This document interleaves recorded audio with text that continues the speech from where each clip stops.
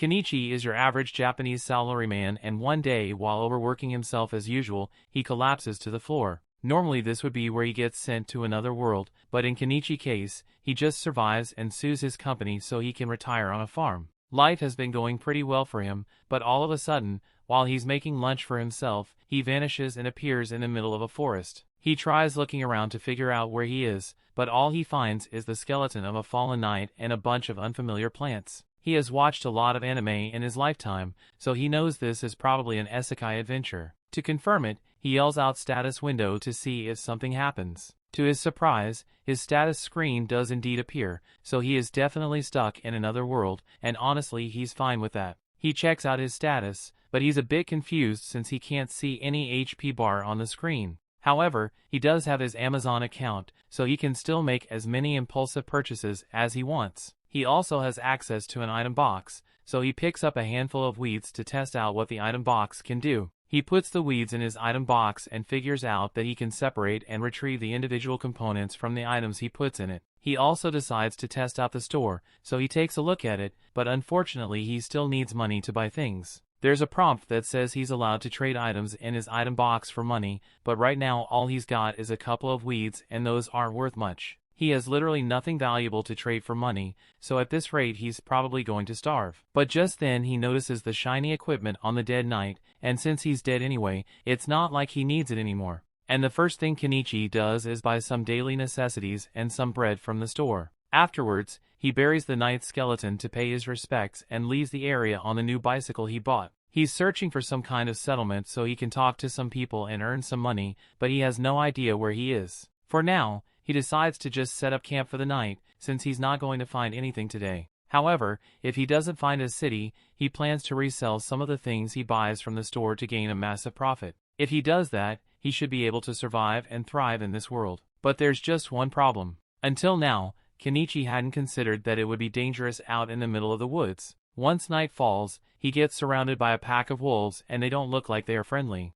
Kenichi freaks out because he knows he's dead meat if he doesn't act fast, so he turns to his store and immediately tries to purchase the biggest gun he can find. Unfortunately, guns aren't available, so he settles for the next best thing and buys a bunch of fireworks. The fireworks scare the wolves a little, but it's ultimately not enough to get rid of them. Kenichi starts looking for something else. He eventually finds a slingshot and uses it to fire balls at the wolves. The force from the balls is so strong that it knocks a couple of the wolves out and makes the rest reconsider their options, since Kenichi clearly isn't as easy a target as they thought. Once the wolves back off, Kenichi immediately rushes over to his bike and rides into the night to get as far away from wolf territory as possible. By the next morning, Kenichi is exhausted from all the biking he did, but he's still got no idea where he is. He buys a ladder and a telescope so he can climb up one of the trees and look at his surroundings. Thankfully, he manages to spot a city over in the distance, so he should be able to start earning money if he heads over there. He begins the long journey through the grasslands,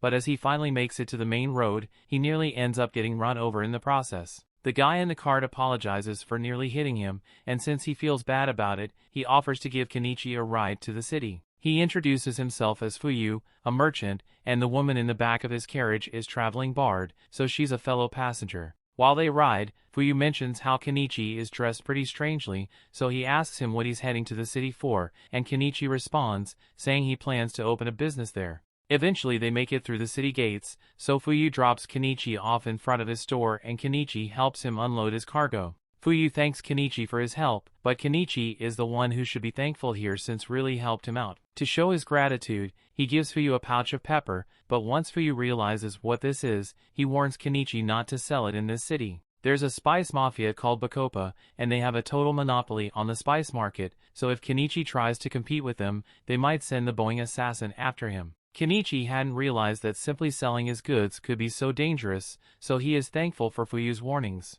Fuyu normally wouldn't want to risk drawing the attention of Bacopa, but since it's a private deal between him and Kenichi, he decides to buy the pepper. Kenichi tries to tell him he doesn't have to pay for it, but Fuyu insists since a merchant never accepts anything for free, because that would mean he owes Kenichi a favor. Kenichi can understand that, so he accepts Fuyu's payment, but even though he was giving Fuyu a discount, he still got a lot more than he was expecting. He only paid 1,000 yen for that pepper, but Fuyu paid him the equivalent of 100,000 yen for it. Kenichi walks around town for a bit, and he eventually finds a local inn and restaurant, so he heads in and is greeted by the hostess Azalea. He tells her he is here for lodging, and she would be happy to help with that, so she shows him to the front desk. The price for one room is 1 copper coin, and payment has to be made up front, so Kenichi gives her the money. Now all she needs Kenichi to do is write his name in the contract, but Kenichi suddenly realizes that he doesn't know how to write in this country's language. Azalea notices Kenichi's strange clothing, so she asks if he's some kind of foreign ambassador,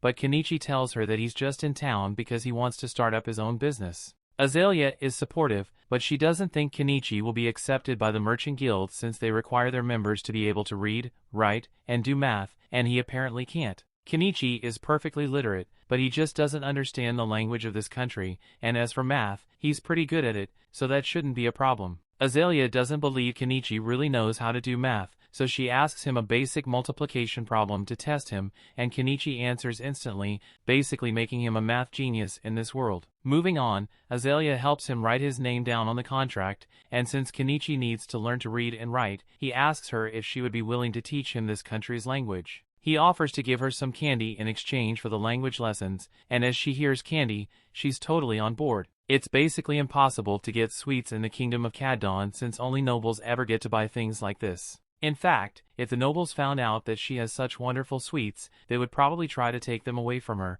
but she refuses to let that happen. After Azalea calms down from her sugar rush, she begins teaching Kenichi about this world's language, and it's pretty easy for him to understand since it's similar to the katakana of Japanese. The numbers also follow the same decimal system, so it's not long before Kenichi is able to read and write perfectly. Azalea is amazed that he was able to learn the language in just a few hours. And if he can do that, then he's definitely smart enough to make a good name for himself as a merchant. So she's starting to consider him as a good marriage partner. Kenichi thinks Azalea is joking since he is old enough to be her father, so he doesn't take her statement seriously. He finishes the portraits he had been drawing of her, and when Azalea sees it, she is overjoyed because it looks exactly like her and normally only nobles get to have their portrait taken. Kenichi has given her delicious candy and drawn a portrait for her, so she can't let him go without giving him something in return, which is why she jumps on top of him, and that night Kenichi makes a clap. The next morning, Kenichi arrives at the Merchant Guild and meets with one of the representatives because he wants to register with them. The representative gives him some paperwork to fill out, and once he's done with that, all he has to do is pay the registration fee and he will officially be a member of the Merchant Guild. The registration fee is 1 silver, but that's like 50,000 yen, so he can't afford to pay it all at once and asks to pay in installments instead. Thankfully, the guild allows partial payments, so Kenichi is now an official member of the Merchants Guild. The receptionist hands him an ID stick and tells him to have it visible whenever he is conducting business because it serves as proof that he is part of the Merchant Guild. Now that he is registered, Kenichi decides to take a walk around the market to figure out how much things cost around here, and overall, all manufactured goods are way more expensive than they would be if he bought them from his store. The only things that are reasonably priced are foods, so while Kenichi is there, he buys a bag of fruit from a vendor. The next day, Kenichi is working on creating a stand so he can sell his goods out in town, and Azalea is impressed by how easy it was for him to make it. While Kenichi is putting on a couple of flyers, Azalea notices that he's using clothespins, and she's really interested in these since their design is really cool. The clothespins that exist in this world are made of wood and a rubber band, but they break so easily that they are practically useless. She asks Kenichi if he's selling these as well, but Kenichi hadn't even considered the fact that something as simple as cloth spins could be so valuable. Later that day, Kenichi heads out into the market for his first day as a merchant and finds a good spot next to an old lady. He asks her if she's fine with him setting up his stall here, and she has no problem with it, so Kenichi pulls his stall out of his item box. Anama is impressed by Kenichi's selection of goods, so she looks around for a bit and spots the clothespin he is selling. She really likes them, so she offers to buy a couple. And Kenichi is surprised since he didn't think she would want to support her competition. Anama points out that there's no rule saying she can't buy from him, and besides, she doesn't plan on having some sort of rivalry with him anyway. As the day goes on,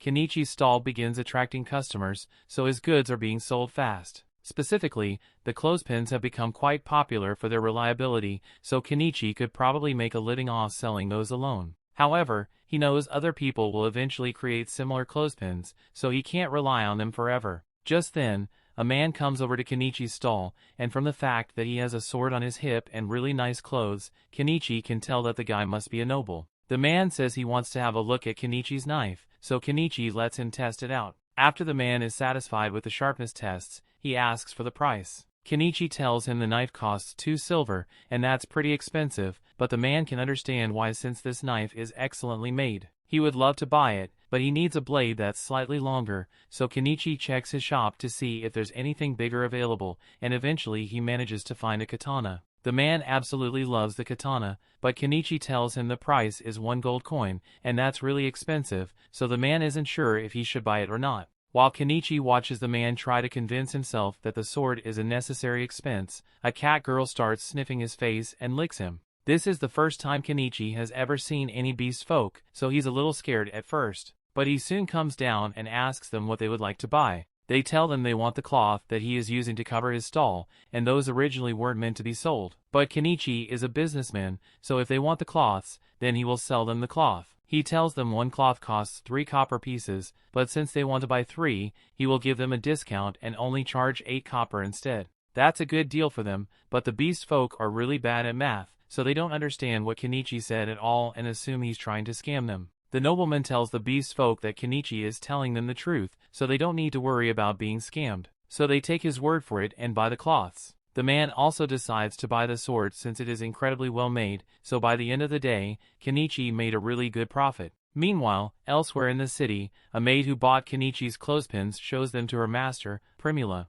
Margaret asks Primula if they can use these in the mansion since they would make her work a lot easier, and Primula thinks that's a good idea, so she tells Margaret to go buy some more tomorrow. Better yet, she wants to sell these cloak spins at her own company, since this is a gold mine of opportunity, so she runs off to ask her father for permission. That evening, Kenichi is taking a bath by the well, and he really wishes he could have a warm bath, but those haven't been invented yet, so he's going to have to make one himself. He looks through the store to see if there's anything he could use to make the hot bath, and he happens to find a barrel for sale, so he intends to fill it with water and put it over a fire so he can experience a hot bath again. And if his idea works out, then he might be able to make some profit from it. That aside, Kenichi has been benefiting a lot from his online store screen, but he has no idea how it actually works, or how the packages even get to him in the first place. To be honest, it's way too good to be true, so Kenichi worries it might steal his soul as compensation at some point, but for now there's no use worrying about it, so he decides to go to sleep. Meanwhile, out in the forest, there's a little girl named Anemone, and she's currently on the run. The story continues. We see next day, as Kenichi is setting up his store, he decides to update his inventory a little, so he puts some jewelry up for sale. These aren't valuable gems by any means, but they look pretty, so he should be able to make a decent profit off them. Just then, the maid from yesterday, Margaret, shows up and says she is here to buy some more clothes pins from Kenichi. He asks her how many she wants to buy, and he's surprised to hear that she wants 100, but she has the money for it, so he finalizes the sale. While he is packing up the pins for her, Margaret notices some of the jewels he set out and asks if they are made of real diamonds. Kenichi tells her the jewels are all made from polished glass, but even so, they look really nice, so Margaret asks him to set one aside, so she can come back and buy it later. Business goes on as usual for the rest of the day, but just as Kenichi is about to close up shop for the day, the beast folk from yesterday come back to his shop. They look pretty serious, so Kenichi is worried that they might be here to beat him up. But then Miley gets up close to his face, and tells the others that she definitely smells spices coming from him. The other beast folk begin celebrating and ask Kenichi to sell him some of his spices, but he is hesitant to do so after what he heard about the Spice Syndicate. He has no idea how they operate, or what they'll do to him if they find out that he's selling spices, so he doesn't want to risk it. The beast folk keep begging him to make an exception, but the people in the area tell them that they can't expect a new guy like Kenichi to risk his business for their sake, and the beast folk seem to get the message. Kenichi can't sell them any spices, but it technically won't be breaking any rules if he just shares a meal with them, so he invites the group to come eat with him. But it's going to have to be out in the woods, so he doesn't attract any negative attention. The beast folk are really happy to hear this, so later that night they all meet Kenichi and Anama on the outskirts of town so they can begin cooking. Kenichi is about to begin cooking and Anama asks if she can help, so he tells her to cut some of the veggies for him. However, when Anama takes a look at the veggies, she can't believe how vibrant and juicy they look. Kenichi explains that he got these from a foreign country, and he can guarantee that these taste really good. While Kenichi and Anama are working on the veggies, Miley and the other beast folk are busy in the river trying to catch some fish, and soon enough they manage to get a decent amount. Now that all the ingredients are ready, Kenichi begins prepping the fish with the spices and throws everything in a pot to cook for a while, eventually resulting in a meal that the beast folk absolutely love. They'd never tasted anything like this before, so they are really thankful for the meal, but all this good food is making them crave alcohol really bad. Anama tells them to show some restraint since alcohol is really expensive, but Kenichi sees no harm in giving them a little to drink, so he pulls out a bottle of cheap booze and pours them a couple of glasses. But in exchange, he wants them to swear that they'll never tell a soul about the meal he made for them. Anama warns Kenichi that he's being a little too generous, but he doesn't see anything wrong with letting the beast folk enjoy themselves, especially since they seem to be good people. That night, they drink together, bathe together, and eventually fall asleep under the stars, and Miley seems to really like Kenichi now. The next morning, Kenichi returns to the inn, and Azalea is a bit upset, since he was out all night. Kenichi tries to explain that he was just hanging out with a couple of beast folk outside town, but judging from the cat lady fur on his jacket, she thinks Kenichi did a lot more than just hang out, and she's mad he chose to do it with a cat lady instead of her. Later that day, Kenichi is setting up his shop for another day of business, but as he is doing so, Margaret shows up with Primula to visit Kenichi's shop. Kenichi is distracted by Primula's beauty at first, but then he notices Margaret standing behind her, and realizes they must be here to buy that necklace Margaret asked about yesterday. He brings it out, and Margaret pays for it before giving it to Primula so she can inspect it. And with how well it is made, she's having a hard time believing that it's not made of real diamonds. She asks him if he has any more of these in stock, so Kenichi buys a bunch more from his store and brings them out to show her. Primula is incredibly impressed by the quality of Kenichi's products, as well as the fact that he has an item box, so she has a request to make of him. She tells him that she is the daughter of the owner of the Mallow Trading Company, and if Kenichi is willing to accompany her, she would like to introduce him to her father. Kenichi likes the idea of meeting with the owner of a major trading company, but he is hesitant to meet any big shots, since it might spell trouble for him. However, Anama tells him that Primula's father is well known around town, and everyone says he's a man of good character, so Kenichi doesn't have to worry about getting into trouble with him. Since that's the case, Kenichi agrees to go with Primula, so she invites him to join her in her carriage so they can go meet her father. Along the way, Primula shows him some cloth spin replicas she had made, and although the wood shape was easy enough to copy, the metal clamp was too complex for her craftsman to make. Kenichi can understand why they weren't able to figure it out, because even he doesn't know how the springs are made, but he doesn't know that it's a complicated process. They eventually arrive at Primula's home and Kenichi is amazed by how huge it is, but compared to the houses nobles around here have, Primula says this is actually pretty small. They head inside, and Kenichi is introduced to Primula's father, Mallow. They both greet each other, and Mallow invites Kenichi to have his seats so they can begin their discussion. Once Kenichi has settled in, he shows Mallow some of the jewelry he has, and Mallow is just as impressed as Primula was. On top of that, Primula tells him that Kenichi possesses an item box, and Mallow finds this interesting because he also has one. His item box is what allowed him to build his trading company to this level in the first place. So if used properly, he thinks Kenichi could become quite successful. Although, right now Kenichi is just using it to store his supplies. Anyway, the reason Mallow wanted to meet with Kenichi is because he wants to discuss the possibility of Kenichi becoming the official supplier for the Mallow Company. Kenichi had expected a proposal like this, and assumes Mallow intends to market it in such a way to maximize profits. However, if that's what Mallow is after, Kenichi asks why he didn't just keep buying the items from his store for cheap and resell them later on. Mallow definitely could have done that, but that's a sneaky business tactic, and if Kenichi ever found out they were reselling his goods without permission, he wouldn't be very happy about it. Also, having a direct conversation with Kenichi like this gives Mallow an edge over his competitors who would eventually approach him as well. With that being said, Mallows would like to begin their partnership negotiations and offers to pay Kenichi 50% of the retail price for his goods. Kenichi could have for a better deal, but he's honestly okay with this since he's already making a ridiculous amount of profit from his online store, so he accepts Mallow's offer and the two shake hands on it. He officially signs the supply contract, and the first few items he supplies Mallow with earn him over 1,000,000 yen worth of coins. However, when Primula sees all the beautiful jewels Kenichi has in stock, she falls in love with them and asks her father if she can just buy these ones from Kenichi for herself. Mallow sees no problem with that, so Primula offers to pay him 10 gold coins for them, which is equivalent to 2 million yen. So for the first time since he got here, Kenichi has an 8-figure bank balance. Since he's doing so well for himself, he decides to finally begin setting things up for his quiet life and buys a home from his store. The next day, he leaves the city walls and heads out into the forest to look for a good place to set up his home. Before he left, he told Azalea about his plan so she wouldn't be worried, but she thought it was a bit strange that Kenichi was willingly choosing to live out in the dangerous forest instead of staying in the city. Once he finally finds a good spot, Kenichi purchases a weed whacker and begins landscaping the area, but he runs into a problem since even though other things from his store are pretty cheap, fuel is always expensive no matter what world you live in. There's nothing he can do about it though, so he deals with the high cost and keeps working until he has eventually cleared a path for himself to get in and out of the forest. After that, he needs to start working on getting rid of all these trees, so he buys a chainsaw and starts cutting. After several hours of hard work, Kenichi has finally managed to cut through a bunch of the trees in the area, so all that's left is to move them out of the way. However, when he tries to stuff the trees in his item box, it doesn't work. It looks like the trees are too long to fit, so he's going to have to bust out the chainsaw yen and cut them down into more manageable pieces. He eventually shortens the trees into 10-meter logs, and this way he's able to fit them in his item box,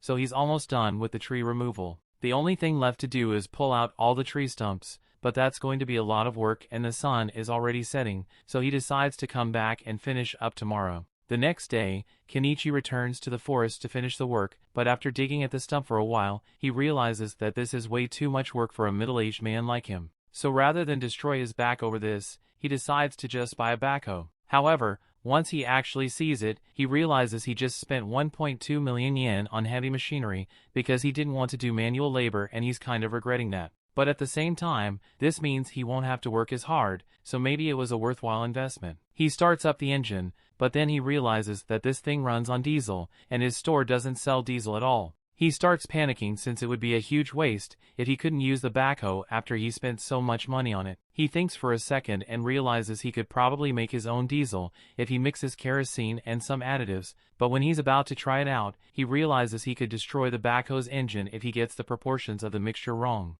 So just to be safe, he decides to test out his mixture on a diesel generator first. After filling it up, he tries turning it on and it seems to work fine, so he knows his homemade diesel will work with the backhoe, so he intends to return tomorrow to finish the job. In the meantime, he needs to do something about all the bugs out here, so the next day, he decides to head to a local magic shop to buy some bug-repellent magic stones. As he enters the shop, the wizard who owns it greets Kenichi and asks him where he's from since he hasn't seen him around here before. Kenichi explains that he's a foreigner who just recently set up a shop in town, and he's here because he wants to buy some bug-repellent stones. The wizard tells him that those stones cost 3 silver coins, but that's really expensive, so Kenichi tries to make a deal and offers to give the wizard 2 oranges if he can lower the price. The wizard has never seen oranges before, so he thinks they must be some kind of exotic fruit and agrees to give Kenichi a discount because of it. Later that day, Kenichi goes to talk to Anama, and she tells him that the wizard is a really knowledgeable guy, so he's a good person to have as a friend. Pretty much the exact opposite of the wanted criminal Shaga, whose wanted posters have been hung up all across town. He's the leader of a notorious bandit group, so the reward for his capture is pretty big. In fact, that night Shaga organizes a raid on a carriage full of slaves that were being transported, and who knows what he plans to do with him. The next day, Kenichi heads back into the forest so he can finally use his backhoe, and he no longer regrets his purchase because not only is it making his work a lot easier, but it's also really fun. Now, nothing can stop him from fulfilling his dream of living a quiet life in the woods. But after spending so much money on the backhoe, he's dangerously close to being broke, so he's going to have to put a hold on any further construction progress. The story continues. We see a little while later, Kenichi goes to meet with Mallow and Primula again in hopes of selling them some salt and sugar for a good profit. Mallow tests the sugar, and he is certainly pleased with its quality, but he can't actually buy it off Kenichi. The state reserves all rights to sugar and salt, so Mallow would get in trouble if he purchased it from an unauthorized source.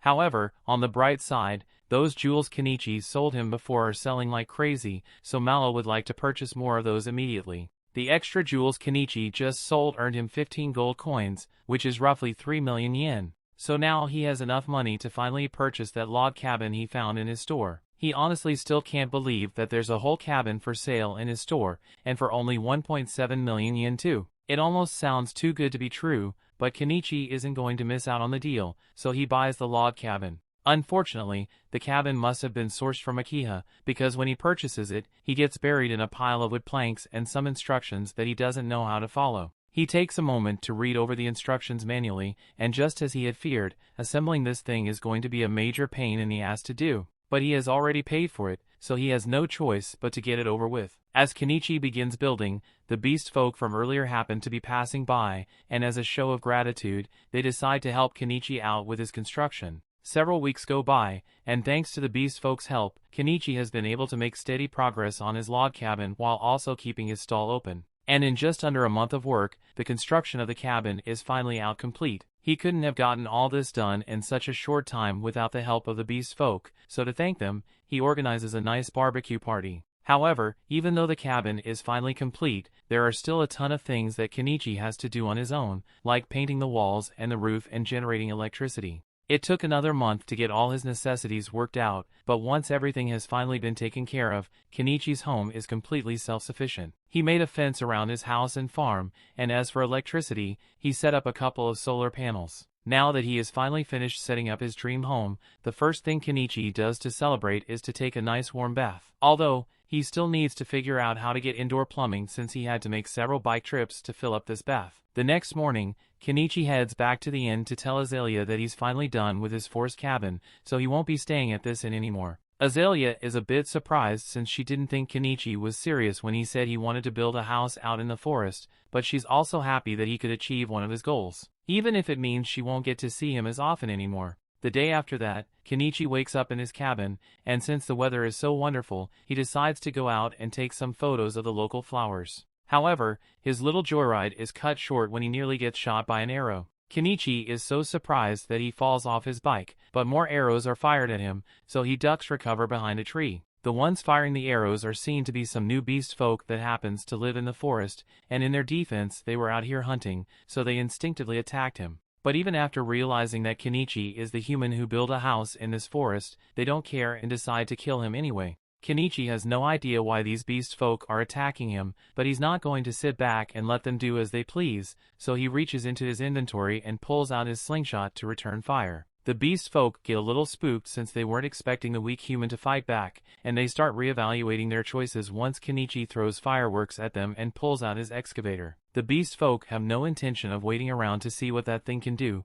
so they all run away, and Kenichi is left wondering what that was all about, but just then he notices a wounded animal crying out in pain at the base of the tree. It has been shot in the leg and probably won't last much longer unless Kenichi does something quickly. He approaches the cat, but the cat doesn't trust him, so it snarls as he gets close. Kenichi doesn't want to get bitten, so he spends a little money buying some cushion armor in case the cat tries to bite him. But as he goes to remove the arrow, the cat hardly fights back, so it must be out of stamina. This makes it a lot easier to treat the cat's wounds, so he buys a bottle of alcohol to disinfect the wound, and then applies some antibiotic cream. The cat's wounds have been taken care of, but there's still no guarantee that it'll survive out in the open like this, so Kenichi decides to take it back to his house. He sets up a blanket for the cat to rest on, but it still hasn't moved muscles since he treated it, so he's starting to worry. He hasn't seen any vets since he came to this town, but there might be some kind of healing magic he can use, so he goes to ask the wizard about it. The wizard listens to Kenichi's story and realizes he must have found a bobcat,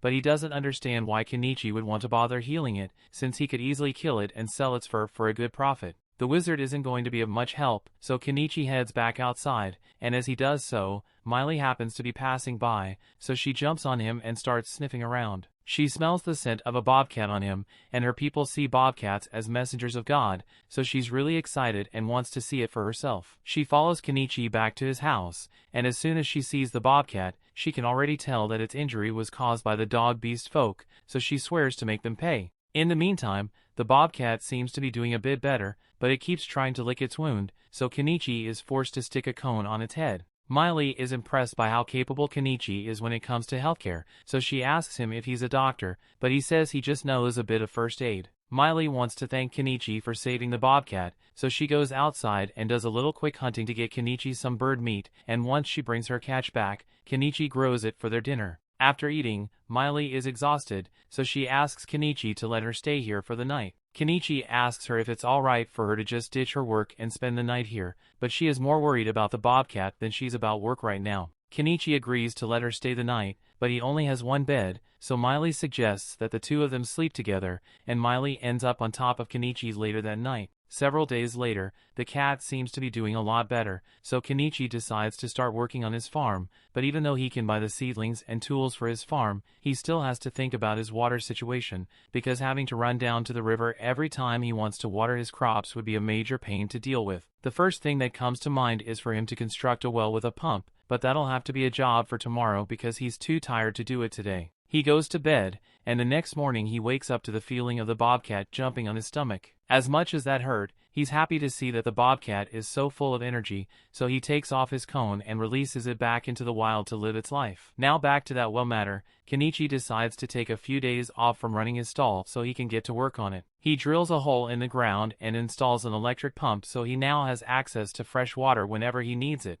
To celebrate, he starts filling up his bath so he can take a soak, but all of a sudden he hears Primula call out to him. He's surprised to see her here, so Primula explains that he didn't open his shop today, so she got a little worried and Miley told her about his log cabin, so she decided to visit him. She's impressed that Kenichi was able to build all of this on his own, but then she notices the giant excavator next to his house, so she asks him about it. Kenichi doesn't want to have to explain how that thing works, so he just says it's his summoned familiar to keep it simple. Primula totally believes him, but now she thinks Kenichi can do magic, so he asks her to keep this a secret when she gets back home. Speaking of which, at this time of day, the city gates must have been closed already, so Primula won't be able to get home anymore. Primula was already aware of that, which is why she intends to spend the night with Kenichi, and even when Kenichi warns her that he only has one bed, she still insists that it's fine. Just then, she notices the barrel behind him, so she asks what it's for and Kenichi explains that it's a hot bath, so Primula gets excited and asks to try it out. By nightfall,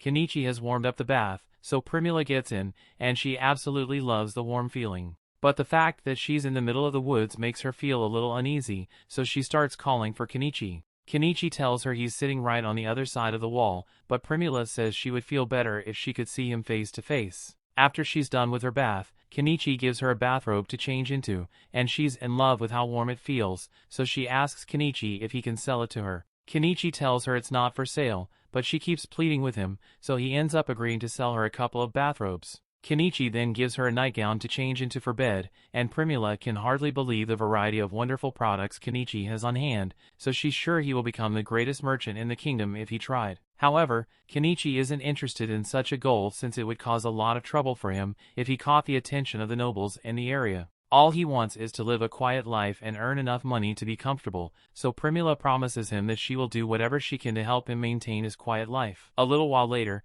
they go to bed, but Kenichi doesn't want a repeat of what happened with Miley, so he decided to just buy a second bed for Primula for the night to avoid any funny business. Meanwhile, over in the outlaws' camp, Shada seems to have received a job from someone really important, so this could spell trouble in the future. The next morning, Kenichi takes Primula back home, and while he's there, he decides to talk with Mallow about those bathrobes Primula asked about. Mallow is intrigued by the strange fabric, so he thinks it will sell really well. And since they are on the topic, Kenichi decides to bring up the possibility of selling something a little more spicy. Primula certainly seems interested, but Mallow shuts that idea down immediately. Just then, Margaret comes into the room to bring Mallow the ledgers he had requested, and since Kenichi seems a bit curious, Mallow explains that he is in the process of rewriting all the old ledgers, because the Empire has just come up with a brilliant new system for tracking sales called double-entry bookkeeping. Kenichi has taken aback since the double-entry system was common back in Japan. This also leads him to recall something Mallow had said about the Empire's influence spreading faster thanks to the new inventions of a particular man. In fact, Mallow was just about to go test one of the latest inventions from that man, and to Kenichi's surprise, it was a pitcher pump. He already had his suspicions before this, but for someone to invent a pitcher water pump so easily would require prior knowledge of how it works, meaning there might be someone else in this world who was sent here from Japan, and Kenichi is slightly worried since he now has competition. Over the next few days, Primula would occasionally visit Kenichi and spend the night at his place, but tonight is special because she's going to be traveling for a supply run tomorrow, so she won't be able to visit for a while. She asks Kenichi if he still has that spicy nightgown because she'd like to buy it from him, so Kenichi asks if there's a guy she's trying to seduce, and Primula answers saying he's the one she's after. Kenichi doesn't know how to respond to that, but he doesn't think it's right for him to have that kind of relationship with Primula, especially since he's friends with Malo. And there's no way Malo would agree with Primula getting involved with an old man like him. However, Primula tells Kenichi that she already got her father's approval, so that won't be a problem. Even so, Kenichi still has way too many things going on right now, so he can't handle a relationship right now and asks Primula if she would be willing to put the relationship discussion on hold for a while. Primula understands, but she said she would like to share the same bed as Kenichi at least once before she leaves, even if it's just to sleep next to him. The next morning, Kenichi gets an unexpected visit from a knight, and it turns out to be the guy he sold a sword to last time. His name is North Pole, and he was sent out here to investigate because there have been reports of a strange old man living in the woods. But since he already knows Kenichi, he can report back that nothing sinister is going on here. But before he leaves, he tells Kenichi about some interesting news he heard recently. There's a mage in the Empire who created this wonderful condiment called mayonnaise, and he somehow defeated a dragon with it. There's no doubt in Kenichi's mind that this mysterious man must have come from Japan, and with everything he has accomplished so far, Kenichi is feeling really outclassed here.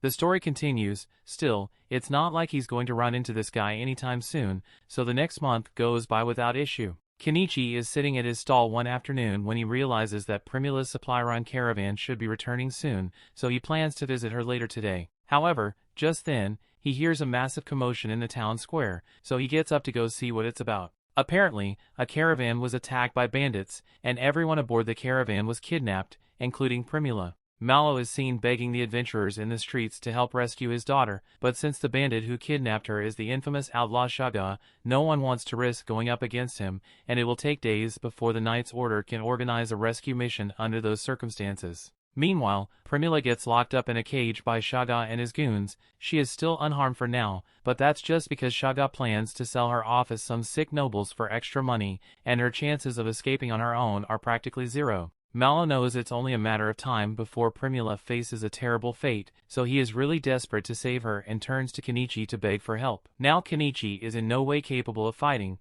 but he cares about Primula a lot, so he ends up agreeing to do something about the situation. However, he doesn't have enough funds on hand to pull it off, so he tells Malo he's going to need some money to make his preparation. Without hesitation, Malo hands over a bag of gold coins, as he is willing to give Kenichi every coin he owns as long as he can bring Primula back safe and sound. He tells Kenichi that Shaga's base of operations is in the ruins 50 kilometers west of Dahlia, and that's quite the distance, so Kenichi is going to have to get himself a ride. He looks through the cars available in his store and ultimately decides to buy a truck, but before he does, he warns everyone that he's about to use summoning magic, so they should all back away. He then does this silly little chant to trick everyone into thinking this is actually summoning magic, and once his truck appears, he climbs on top and asks if there's anyone willing to come fight with him. Shaga has a massive bounty on his head, so if they manage to take him down, there's going to be a huge reward for everyone involved. However, as enticing as that sounds, no one takes Kenichi up on his offer since Shaga is too much of a threat. Kenichi is starting to worry that he might have to do this by himself, but then the bobcat he rescued last month comes up to him, and even though he can't speak cat, you can tell that the bobcat is saying it wants to help. Speaking of cats, Miley and the other beast folk also want to help Kenichi, since they still owe him a favor for all the help he gave them. Kenichi is glad to see that he has people on his side, so to prepare them for battle, he buys a compound bow for Miley and an axe and some swords for Miley's brothers. Just then, he hears someone else say they want to help, so if he looks down and finds North Pole standing there, Kenichi feels a lot more reassured, knowing that an experienced knight will be coming with them, but he's a little curious as to why North Pole just happened to be walking through town in his full suit of armor. North Pole explains that he just got his new sword made with the steel Kenichi gave him, so he has been looking for an opportunity to use it all day, and slaying some bandits would be the perfect excuse. There's one more person who says they want to come along, but it turns out to be the magic shop owner, so Kenichi tries to tell him it's too dangerous for an old-timer like him.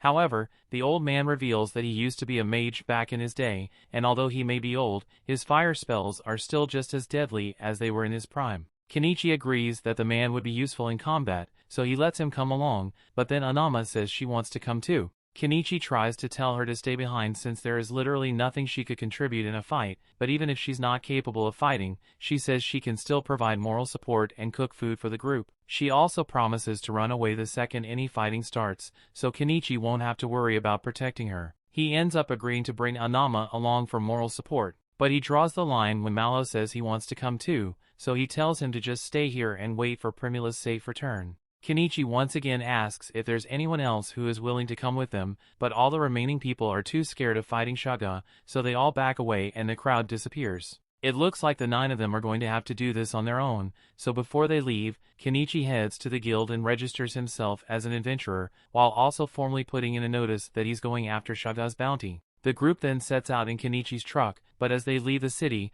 all the people who were too scared to fight begin mocking him because they think Kenichi is just going to run off the money Malo gave him. Meanwhile, in the ruins, Primula's cell is opened, so the girl Shaga captured as a slave can bring her some food. However, Primula notices that the girl is starving, so she offers to let her have the bread instead. The girl is grateful for Primula's kindness and begins eating right away, and while she eats, Primula asks her a couple of questions. She finds out that the girl is being held captive here as well, so she asks if she wants to escape with her. The girl would love to get out of here, but she doesn't think it's possible given their current circumstances. However, Primula is sure that it's only a matter of time before help comes for them. After getting close to the base, Kenichi and the others stop to take a break. Once they are done eating, Kenichi sits everyone down so they can begin their strategy meeting. Kenichi comes up with a basic plan of assault, and everyone thinks his plan is a good one, so they all get into position and Miley is sent out to do some recon. Kenichi is able to keep in touch with her by using some radios he bought.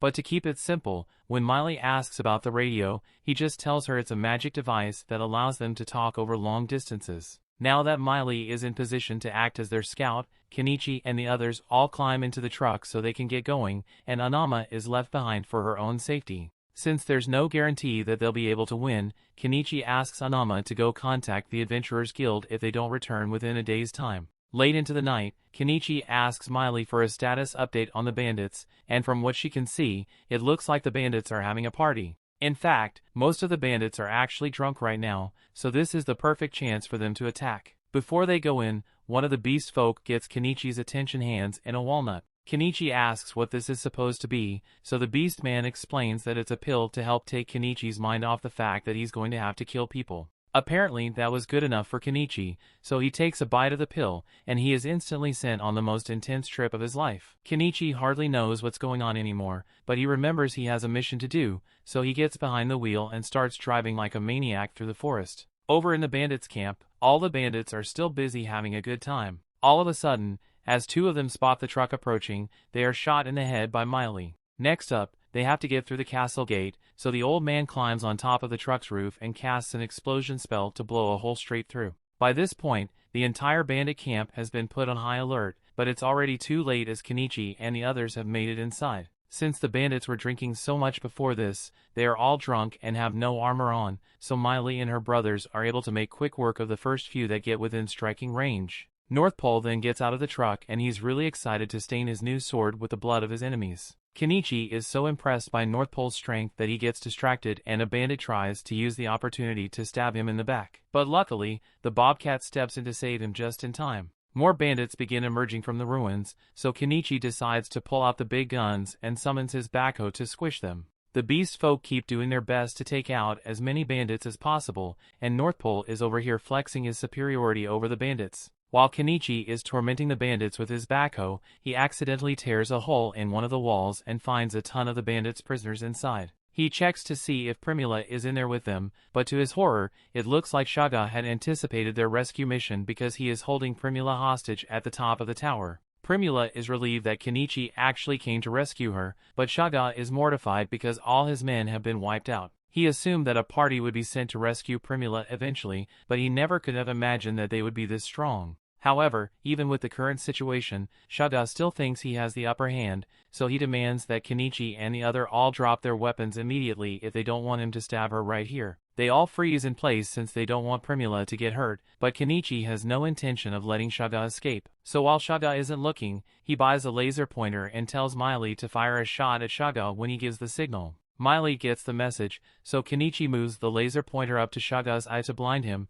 and the second he lets go of Primula due to the pain, Miley fires a shot straight into Shaga's shoulder. Kenichi runs up the stairs to get Primula to safety, but Shaga has regained his vision and is getting ready to attack the two of them. Luckily, before he could do anything, the slave girl uses some kind of magic to knock him down the stairs, and once he hits the ground, he is perfectly lined up for Miley to give him a headshot. With that, the group is victorious and Primula is finally safe. So the first thing they do is send Nyanji back to tell Anama of the good news. Next, Kenichi stores his vehicles away and buys some clothes for all the prisoners they rescued, and while they are all cleaning themselves up, he notices the little girl and asks Primula to wash her. And while she's at it, he gives her a pair of scissors to cut her hair. Primula takes one look at the scissors and immediately asks Kenichi if he can sell her some more of these, since it would be a really popular item. But then the other women remind her that she's naked, so she backs away in embarrassment. After everyone gets stressed, Kenichi goes to talk to the little girl and introduces himself to her. She tells him that her name is Anemone,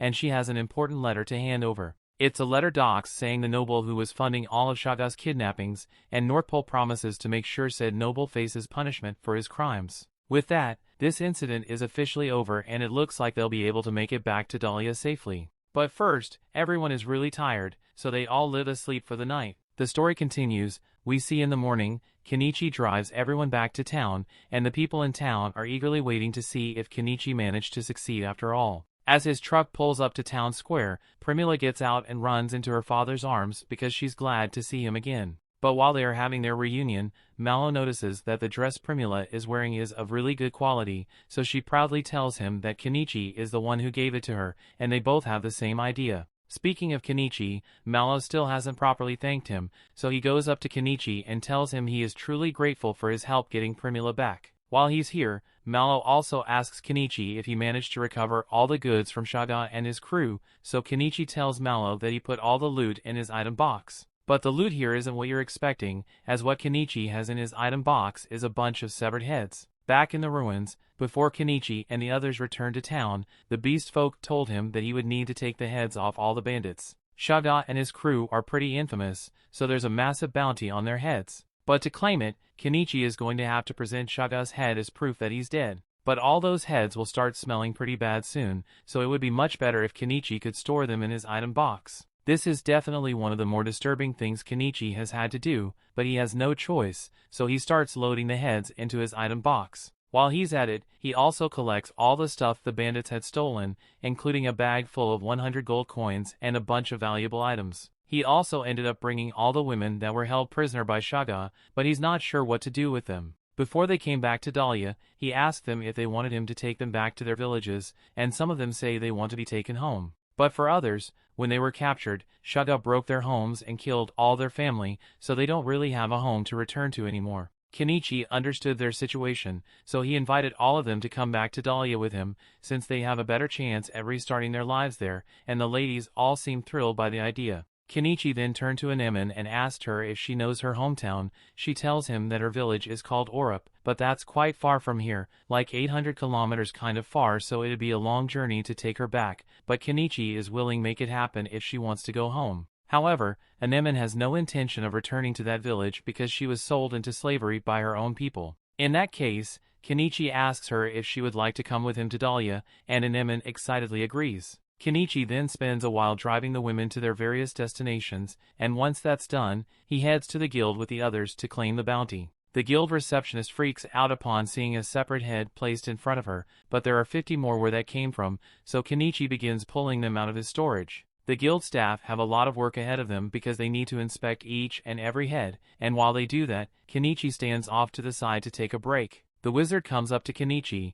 and tells him that with his strange summoning magic and incredibly large item box, if the nobles ever find out about him, then his life is going to get really troublesome, but that's just even more reason for Kenichi to try and keep a low profile. Speaking of nobles, Norspol walks up to Kenichi and tells him he's going to go meet with the local Lord Asclepius to inform him of the corrupt nobles that were secretly backing Shaga's crime operation, so he's going to be leaving now. Later that night, the guild finally finishes tallying up the reward. It came out to 861 gold coins total, so Kenichi wanted to split it evenly among everyone. However, Anama tells him she doesn't deserve a share since she didn't do anything during the mission. Her life was never in danger, so she doesn't think it would be right for her to get a reward. However, she was hoping Kenichi would do her a small favor. She wants him to let her take care of Anemone as her own because she reminds her of her daughter. Kenichi has no objections to her request since he is sure Anama will take good care of Anemone, so he leaves her to it and goes out into town. Now I'm sure Anama had good intentions when offering to take care of Anemone, but literally a few minutes later she loses the child. Meanwhile, Kenichi heads to Azalea's inn to spend the night since it's too late for him to start heading back out into the forest. He puts out some food for the bobcat to eat and thanks it for protecting him while they were out on their mission. He then heads inside, and as soon as Azalea spots him, she gets really excited because it has been a long time since she last saw him. Azalea heard a rumor about Kenichi taking down a ton of bandits, so she asks him if it's true, but Kenichi denies it because he doesn't want to draw too much attention to himself. That aside, she asks him if he remembers the promise he made to make her his lover once his business becomes successful. But Kenichi says he made no such promise, and more importantly, he wants to know if she has any rooms available for him to stay in, so she tells him his usual room is still available. Kenichi heads upstairs and falls asleep because he's so exhausted, but later on in the night a certain someone sneaks into his room and he can feel her under the covers. He already knows what Azalea wants, but he says he is way too tired for that much activity right now.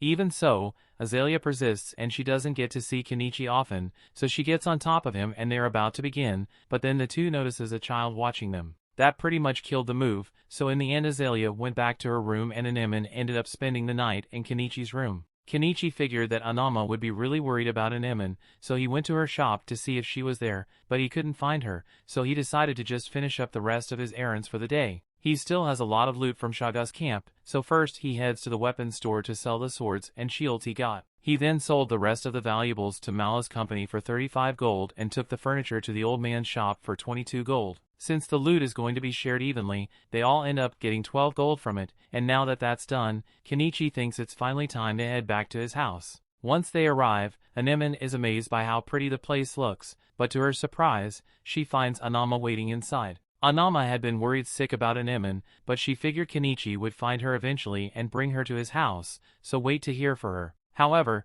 Anemone says she wants to live with Kenichi instead of Anama. Anama doesn't understand why she suddenly wants to stay with Kenichi, so she tries to convince Anemone that it would be better to live with her, but Anemone already made up her mind. Anama doesn't want to force her, so she just tells Anemone that she is always welcome to visit her whenever she wants. Anama then heads back to town, and Kenichi turns to return home with Anemone. While walking back, Kenichi asks Anemone why she wants to live with him in the first place, but there's no deep philosophical reason. Kenichi just gave her really tasty food so she likes him more, and then the two take a bath together and get into bed. This new situation is going to take some getting used to, but then again, it wouldn't be strange for him to have a daughter at Anemone's age. Kenichi eventually falls asleep, but as he rests, several cloaked men begin observing his house. Luckily, the suspicious people don't do anything for now, so life goes on as it normally would for Kenichi. 2 weeks go by, and thanks to Norspol's contributions to the battle against Shaga, he was granted the title of Baron, given some land,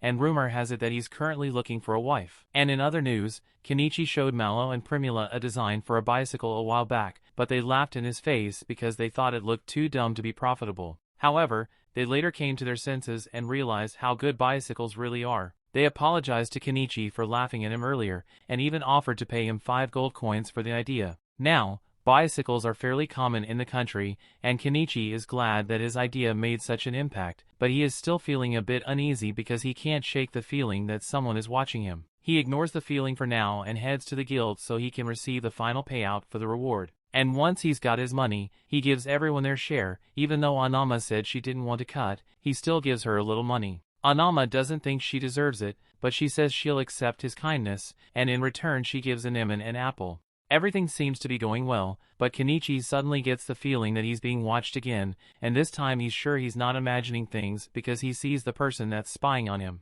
This could be bad, so he takes Anemone's hand and tries to get out of the area, but he soon realizes he is being followed by more cloaked people. It's backed into a corner, so his only option is to run into the alleyway to get away. However, at the end of the alley, he finds himself blocked in by a carriage. The cloaked men catch up to him and say their boss wants to meet him alive, so if he cooperates with them, it won't have to hurt him. Kenichi doesn't have much of a choice here, so he pretends to comply with their orders, but just before they load him into the carriage, he pulls out some firecrackers from his inventory and throws them at the cloaked men and in the carriage. This provides enough of a distraction for him and Anemone to crawl under the carriage, and now that he has created some distance, he pulls out a crossbow and points it at the men. He threatens to shoot them if they don't leave him alone, and since the kidnappers don't have any long-range weapons of their own, they are forced to flee. Kenichi is relieved that he managed to get away, and a few moments later Malo shows up in his carriage because he heard the commotion. He offers to give Kenichi and Anemone a ride, and while riding together,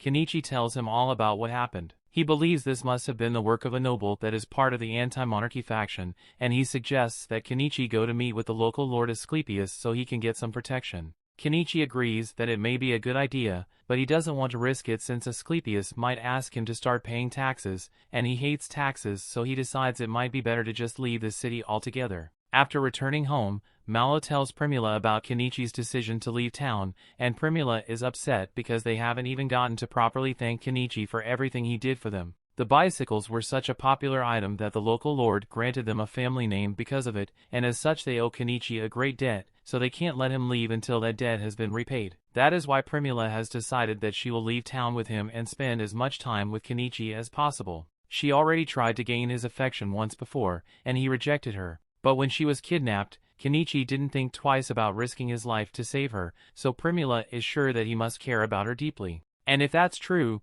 then he will definitely wait to see her before leaving town. Well, it looks like Kenichi didn't care about her as much as she thought because he's gone along with his entire house. Meanwhile, Kenichi is riding on his new motorcycle, and I guess he must be confident in his riding skills because he bought a helmet for Anemone and not for himself. While riding, he ends up coming across a familiar face, so he pulls up next to Fuyu and greets him. It has been a while since he last saw Fuyu, so the two stop to chat a little, and Fuyu learns that Kenichi became a merchant after all. He also finds out that Kenichi was the one behind the bicycle invention. He now has a daughter and is currently traveling, but he is curious about where they are heading. Kenichi explains that he and his new family are going on a journey, although he doesn't know where they are going exactly. Fuyu wishes them good luck on their journey, so Kenichi and the others get back on the bike and continue riding off into the distance.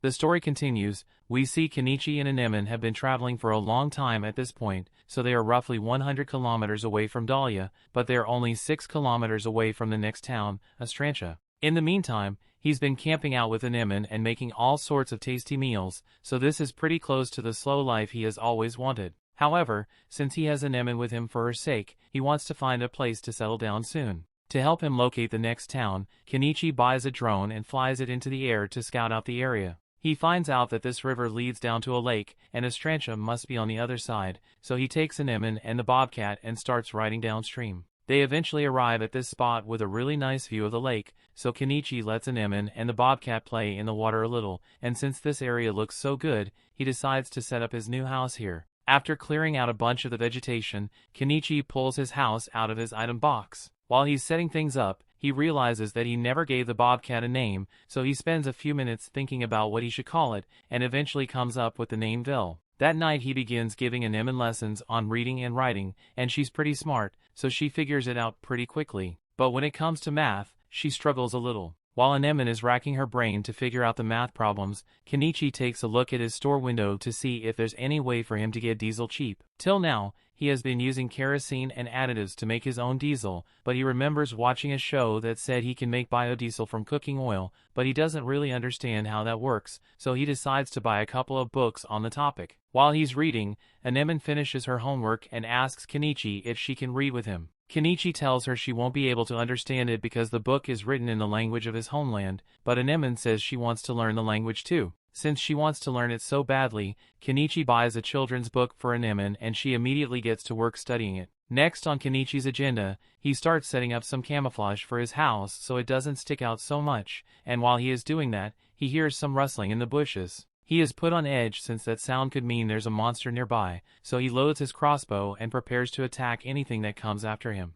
But to his surprise, the source of the noise turns out to be Miley. She was devastated when Kenichi disappeared without telling her, so she worked hard to track his scent and followed him all the way here. And now that she's here, she has nowhere else to go, so she says she will be living with Kenichi from now on. Kenichi doesn't really mind, and Anemone seems to get along great with Miley, so it is agreed that Miley will live with them. And while having dinner, Kenichi asks her if any interesting things have happened since he left Dahlia. Miley doesn't think much has happened, but she does recall hearing that Norsepol proposed to Primula, so they are going to get married soon. Kenichi is glad that Primula managed to move on and get engaged to a nice guy like Norsepol, but he can't attend the wedding since he's so far away now. Later that night, he gets in the bath with Anemone as usual, while Miley washes herself beside them, and once everyone has dried off, they head back inside. Anemone shows Miley the Japanese book Kenichi gave to her, and she really likes it because even though she can't read the words, the pictures make the book easy to understand. Hearing her say that gives Kenichi an idea.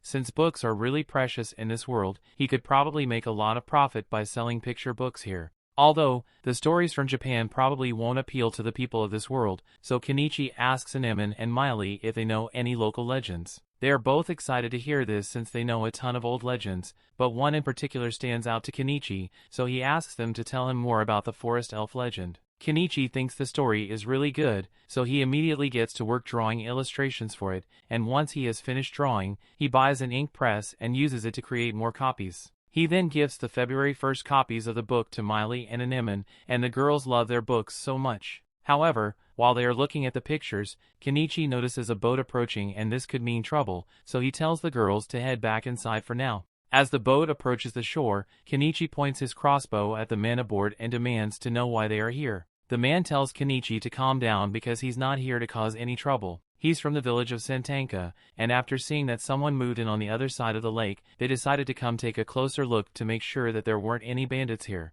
This gets Kenichi to calm down a little, so he lowers his crossbow and explains that he's a merchant that just moved in.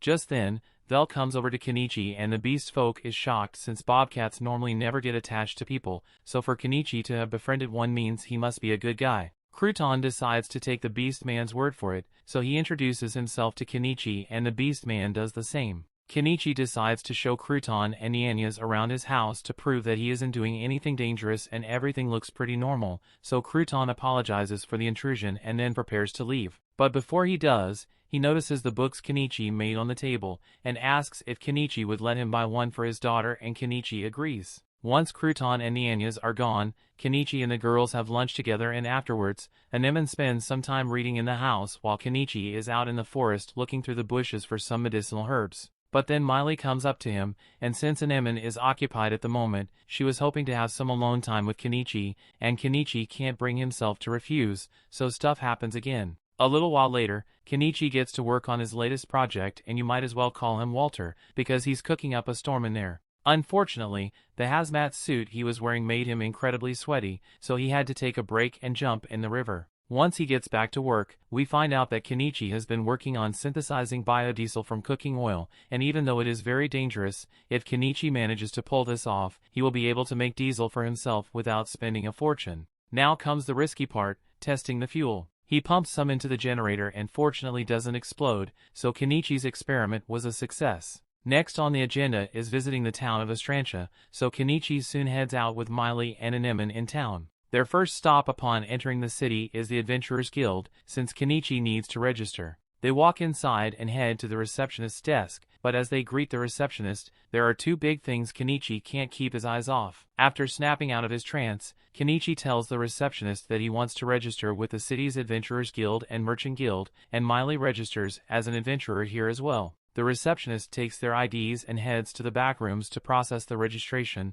but when she comes back, she's a bit flustered because she just saw Kenichi's file and realizes that he's the one who defeated Shaga. Kenichi tells her to stop yelling because he's trying to keep a low profile. The receptionist quickly understands, so she tells him his registration is complete and he can go on with his day as usual. After leaving the guild, they all sit down in town square to have a meal. But since spices in this country are still controlled by the Spice Syndicate, all the food here is his tasteless prison slop. Anemone and Miley clearly aren't enjoying their food, so Kenichi gives them a little bit of his spice blend to add a little flavor. Just then, Kenichi notices a couple of thugs with JoJo hair prowling around, and it definitely looks like they are up to no good. But if it doesn't involve Kenichi, then he's going to mind his own business. At the same time, he notices Crouton and a little girl walk into an alleyway, and something is clearly going on, but again, it's not Kenichi's problem. He carries on with his sightseeing and comes across an old magic shop that looks interesting, so he heads inside. But he finds an old lady running the shop, and while looking around, he notices a magic device on display,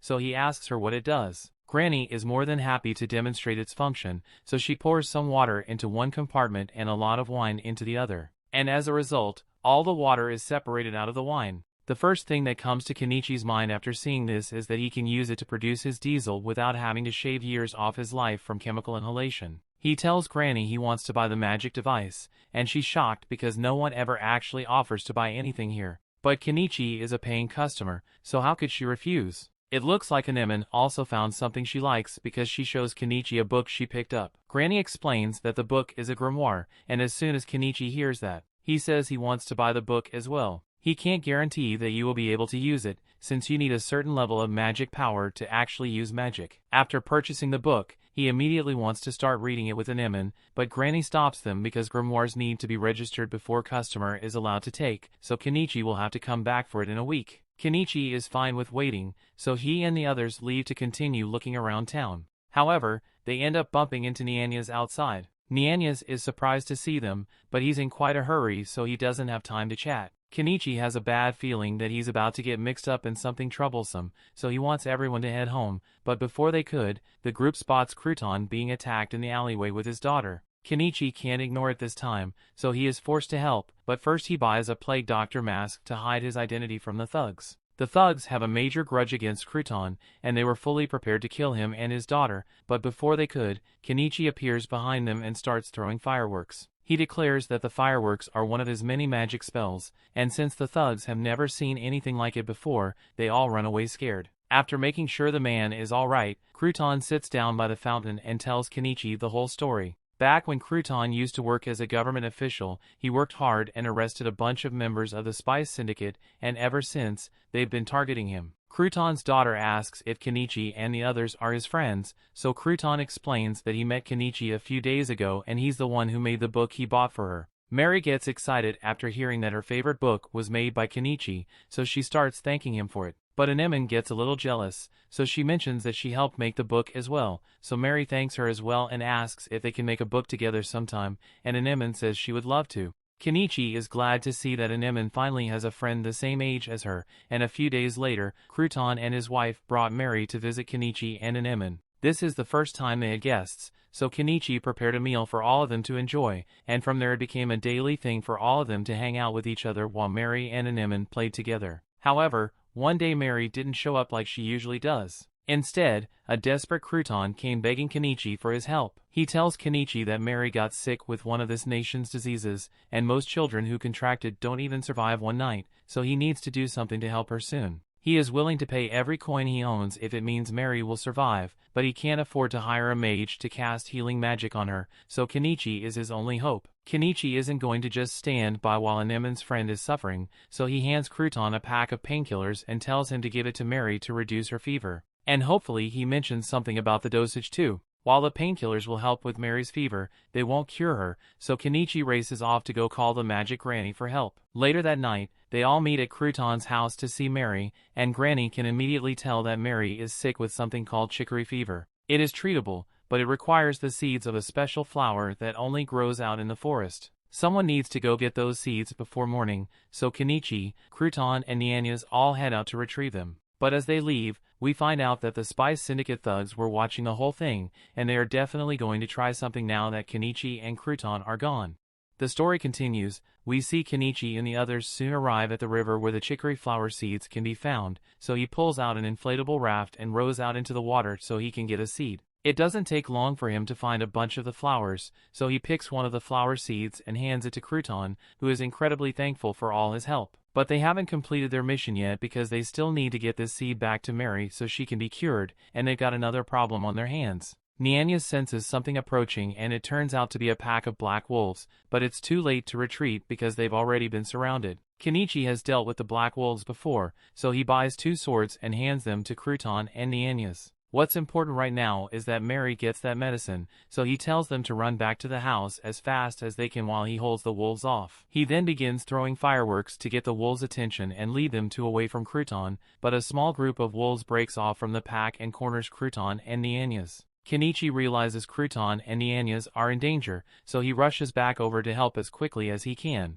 But while he's doing that, we see those thugs from earlier hiding behind the trees, and they seem to be controlling the wolves with some kind of whistle. The wolves proceed to attack Nianyas and Crouton, so the two fights back with the swords Kenichi gave them. The thugs are pissed that Crouton is somehow managing to survive, but all their malice allowed Vel to sense their presence, so she wastes no time in knocking all the thugs to the ground. Vel then starts attacking the dogman, causing him to drop his whistle, and as he does so, all the wolves stop attacking Crouton. Kenichi sees this and realizes that the thugs must have been controlling the wolves all along, and since the dogman lost his whistle, he tells Nianyas to take Crouton and get out of here while he has the chance. The dogman manages to get Vel off and grabs his whistle to order the wolves to go after Crouton, but the wolves seem to be too scared to move. None of them have any idea what's going on, but all of a sudden a massive bear appears. Wolves realizes just how much danger they are in, so they flee the forest, and the first one to fall victim to the bear's rampage is the dogman, and after hitting the ground,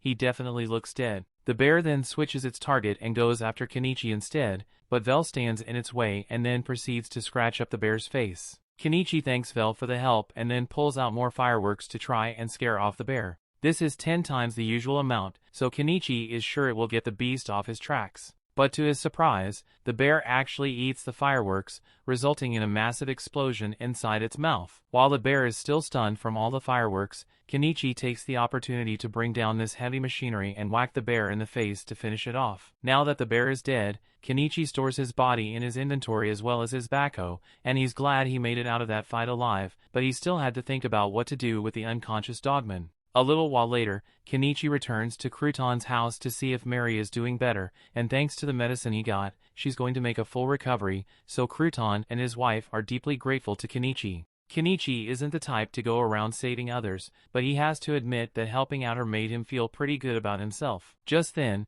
he remembers that he has something important to discuss with Crouton, so he asks to speak with him privately for a minute. The two of them head outside, and Kenichi tells Crouton that he managed to make a deal with the dogman in the woods. He bandaged the dogman up so he wouldn't die of his wounds, and in exchange, he had the dogman promise that he would never harm Crouton or his family again. The dogman agreed to the terms, although he has no control over what the rest of the thugs do, since there are a lot of them who hold major grudges against Crouton, so they will surely continue coming after him, although it might be a different story if Crouton were to leave this town. Kenichi tells Crouton that it might be a good idea to leave this town since it would ensure that no one comes after him or his family again. Crouton admits that leaving would be the best option, but he literally has nowhere to go, and he can't go to Dahlia since the Spice Syndicate operates over there as well. Kenichi thinks about it for a minute and comes up with a good solution to Crouton's dilemma. Kenichi happens to know a knight named Norspol, who just became a baron, and as such he is currently recruiting people to live on his lands. So if Kenichi writes a letter to Norspol telling him all about how great Crouton is, then he would be sure to let Crouton move in. The next day, Kenichi finally returns home and tells the others what happened while he was gone, but Miley is upset because he went on such an amazing adventure without telling her. Kenichi says there was no time to come get Miley, plus he needed someone to look after Anemone while he was gone, so there's no way Miley could have gone with him. A few days later, Crouton and his family finally decide to move away for their safety, so Crouton heads to Norspol's territory first to set things up, while Mary and her mother wait behind because Mary still hasn't fully recovered yet. While Kenichi and Miley are taking a walk outside, Miley catches the scent of blood, and that's when she notices a dogman behind a tree. Kenichi recognizes him as the same one from a few days ago, so he asks him what he's doing here, and the dogman simply states that he made a promise not to harm Crouton, so he was just tying up some loose ends to make sure no other thugs go after him. After all, dogmen always keep their promises. However, after his murderous binge, the dogman can't exactly stay in this city anymore, so he's going to be leaving as well. Later that day, Kenichi heads into town to sell the bear he killed at the guild. The man in charge of dissection is amazed that Kenichi was able to defeat a tusk bear on his own, but Kenichi says he just got lucky. Anyway, he would like to keep the meat and the magic stone on the bear to himself, and he wants to sell the rest to the guild. The man says he understands, but with how big the bear is, it's going to take him a long time to finish dissecting it, so he asks Kenichi to come back in the evening. Kenichi is fine with waiting a little, and since it's still only midday, he decides to head home and finish up one of his projects. But as he walks past a shop, there's a familiar face inside and it seems like she's looking for someone important to her. Back at Kenichi's house, he finally gets around to using that artifact he bought to make his biodiesel, and after a lot of chemistry that would probably blow your house up if you tried it, Kenichi is finally able to create what he believes to be pure diesel for his engines. Now the only way to know for sure if it worked is to test out his generator, and when he turns it on, the generator doesn't explode, so his experiment was a success. With this method, he was able to make a liter of diesel for only 300 yen, as opposed to the 3,000 yen per liter he was spending before this, so that artifact was a great purchase. Now that that's done, Kenichi leaves out some food for Miley and Anemone because he is heading back into town to pick up a few things. First, he heads to the old woman's shop to see if his grimoire is finally ready, and thankfully she's done with all the registration procedures so Kenichi can have his grimoire. Kenichi takes a look at the book and he's surprised to see that it has a magic stone embedded in it, so the woman explains that the incantation recorded in the grimoire is linked to that magic stone, so without it, the spell won't activate. Kenichi doesn't really understand what she means, but he plans to figure out the whole magic thing later anyway. Next on his agenda, he heads to the Adventurers Guild to pick up his items, and when he arrives, everything is already packed up and ready to go, so he puts it in his storage. He then heads to the front desk to collect his payment for the parts he sold to the guild, but Kenichi could hardly focus on the money with those two melons dangling in front of him. He finally snaps out of it and collects his money before leaving the guild, but as he is walking down the street, he hits a strange feeling like someone is watching him. It turns out that Kenichi's feeling was spot on, because he was being watched by someone and it turns out to be Primula. He is shocked to see her and asks what she's doing all the way out here, but Primula asks him how he could have been so cruel as to leave without her. Kenichi tries to explain that the only reason he left Dahlia was because of the nobles trying to capture him, but Primula still thinks Kenichi should have at least said goodbye to her. Kenichi can tell that this outburst is causing quite a scene, so he asks Primula if they can continue this discussion somewhere more private. Primula takes him to the hotel she's staying at and begins yelling at Kenichi again for leaving without giving her a chance to repay him for all the things he has done for her. Kenichi doesn't really think he did that much, but Primula reminds him that he saved her life, so she owes him a huge debt of gratitude. Kenichi is starting to get a little uncomfortable, so he changes topics and mentions how he heard rumors about Primula getting married to Norspol. However, while there were certainly discussions about it, Primula ultimately turned down the engagement, but that's beside the point. Primula says she's not going home unless Kenichi agrees to go with her, but Kenichi has no intentions of leaving, so Primula says she will just stay here with him then. Kenichi can tell that she's not bluffing, so he doesn't have many options here, but still, he's surprised that she managed to find out that he was living in this city. Primula explains that after Kenichi left, she spent every day stalking the guild registry to see if Kenichi's name would pop up somewhere in another city. And sure enough, she found his name one day on an updated registry, so she immediately got on a carriage and headed straight here. And now that she has found him again, she gets straight to the point and asks Kenichi to give her the most devious backshots known to man tonight. Kenichi is taken aback, but he sees how serious Primula is, so he agrees and the two of them head up to her room. As soon as they get up to the room, Primula begins taking off all of her clothes because she can't wait any longer, and you know what happened from there. The next morning, Kenichi returns to his house with Primula, and at first Anemone and Miley were really excited to see him, but that excitement quickly faded when they saw Primula, and Primula gets upset because she thinks Kenichi left her behind but chose to bring Miley with him. Kenichi tells her that he didn't choose to bring Miley, Miley just tracked him down on her own. The only one he chose to bring with him was Anemone, but is Primula really going to let herself be jealous of a child? Kenichi makes a good point, so Primula calms down for now and Anemone makes Kenichi promise that he won't bring back any other women, and this gets Primula upset again because she thinks Kenichi has been bringing women home. Later that night, Kenichi gets a bath ready, but when it's time to get in, all the girls say they want to get in with him. He doesn't want to have to deal with this, so he decides to just buy a second barrel so there are two baths. Once everyone is done with their baths, Kenichi sets up a blow dryer and after everyone's dry, he sits down at the table to try out the grimoire. He reads the incantations for a fireball spell, but as he completes the spell, his fears are confirmed because nothing happened. This means he has no magic power and he just wasted a ton of money on a book he can't use. He starts thinking of ways to sell the grimoire so he can make some of his money back, but while he was distracted, Anemone picked it up and started reading it. Only this time something is actually happening. It looks like Anemone possesses quite a bit of magic power because she was able to cast the fireball perfectly on her first try. Too bad they're in a log cabin though. The story continues. We see Kenichi panics and immediately buys several fire extinguishers to put out the fire, and once that's done, he goes to check on Anemone. She starts apologizing for causing so much trouble, but Kenichi isn't worried about his scorched cabin. He's much more amazed that Anemone was able to use magic. But all of a sudden, Anemone passes out, so everyone gets worried. They carry her into bed, and thankfully, by the next morning, her fever had begun to settle down, so Kenichi gives her a can of peaches to help raise her blood sugar. Everyone else has some peaches as well, and Primula is surprised by how much sugar there is in this, since nobles have a complete monopoly on sugar in the country. Anemone was fine after a little bed rest, so a few days later, when Mary had finally recovered fully from the chicory fever, Kenichi invited her over for a barbecue. He still has a lot of wild boar meat on hand, so he figured this would be a good way to get rid of it, and sharing a hunt with close friends is the exact kind of quiet life activity he has been hoping for. Kenichi is proud that his cooking skills are appreciated, so he decides to blow everyone's mind with a new bear curry recipe he came up with.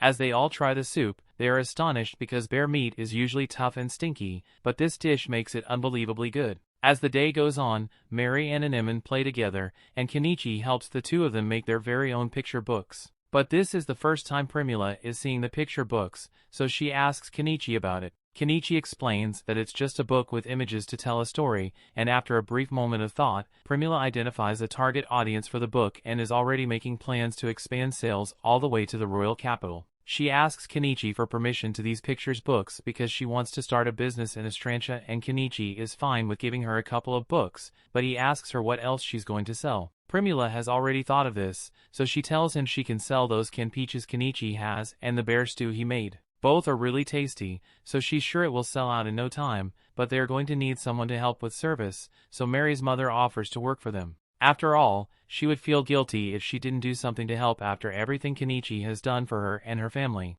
Besides, Primula is still new to Estrantia, so it would be good to have someone around who is familiar with the area. Mary also offers to help since she's old enough to start working now, and since everyone is going to be working at the new stall, Anemone doesn't want to be left out, so she says she'll work there too. The next day, Primula wants to get to work right away, so Kenichi takes her to the city gate and buys a food cart for her to use. As the day goes on, the food cart starts to pick up steam as customers begin filing in from all over the place. Unfortunately, with all the attention they were getting, they also ended up attracting a couple of scammers who put a bug in their bowl and then accused Primula of serving them bug-infested food. While all that was going on, Kenichi is busy doing some land surveying with his drone, and from the looks of it, the forest on top of that hill is completely untouched, so he is sure he will find a lot of medicinal herbs and forest veggies, but he wasn't expecting to find a ton of gemstones embedded in the rock. He's never seen gems of this color before, so he's not sure what they are, but he's convinced that they have to be valuable, so it looks like he's going to become a miner soon.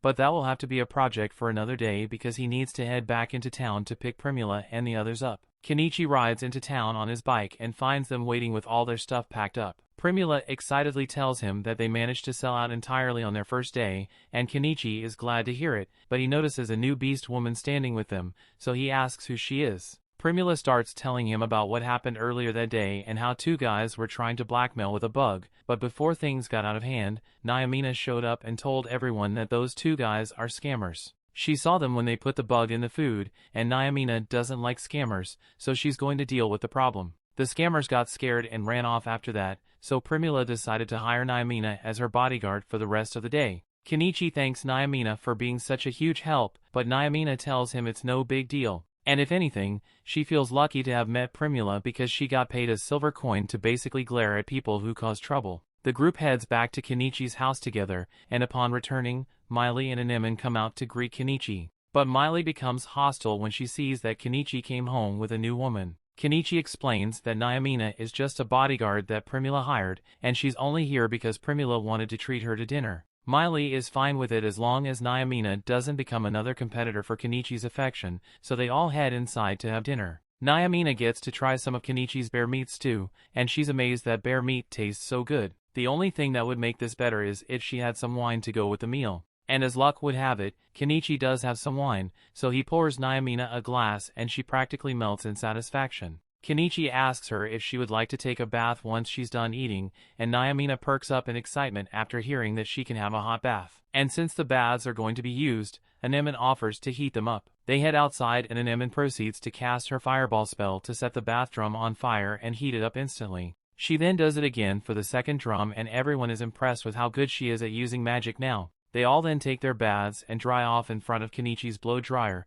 and once they are done they get dressed for bed. Nyamina has been loving to hear so much that she is considering moving in permanently, but Miley is strictly against the idea because there are already too many women here as it is. They then notice Kenichi in the middle of a lesson with an Emin, so they ask him what he's up to and Kenichi explains that he is teaching an Emin some basic writing and math to help broaden her horizons. It's pretty difficult to make a living for yourself in this world if you don't have an education, so Kenichi wants an Emin to learn as much as possible while she still can. He asks her if she would be willing to go with Primula and the others next time they head into town with the food cart so she can learn about the business, but she says she would rather learn more magic so she can stay with Kenichi. The next day, Primula and the others head back into town to continue the food cart business, and it's just as popular as it was yesterday, but with Nyamina as their bodyguard, they don't have to worry about any chronically unemployed troublemakers causing a scene. As for Kenichi, he just finished creating a scaffolding with the help of Miley and an Emin, and he plans to start excavating the gemstones as soon as he can, but it's getting pretty late, so he will have to come back tomorrow.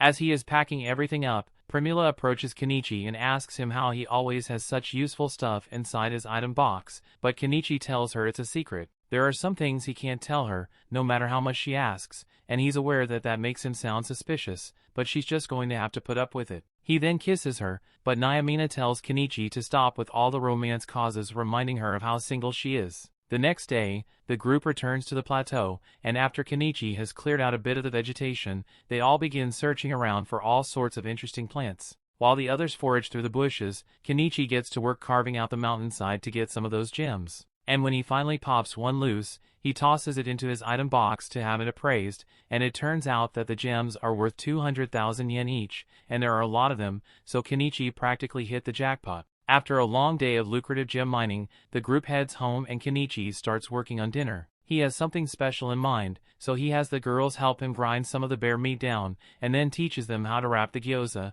but Miley and Nyamina can't help with this step because of all their fur. Once all the pieces have been folded, Kenichi puts them in a pan to cook, and eventually the gyoza is ready to be eaten. They are all in love with the flavor and texture of the gyoza, especially with this yellow sauce Kenichi prepared for it, so Kenichi tells them that the yellow sauce is mayonnaise. Nyamina has heard of mayo before because it's really popular in the empire right now. Apparently a mage created it using magic, so Primula asks Kenichi if he used magic to create his mayonnaise, but Kenichi tells her he just made it with eggs. Primula is shocked to hear that something as amazing as mayo can be made without magic, so she asks Kenichi to show her how to make it, but he doesn't want to do that right now, so he tells her to wait a bit. In that case, Primula asks him if he will let her sell his gyoza recipe at her food stall tomorrow. Kenichi says he is fine with it, but making the gyoza is a lot of work, so he's not sure Primula will be able to handle it. However, Primula tells him that won't be a problem because she can just hire more workers. Kenichi is impressed by how proactive Primula is being,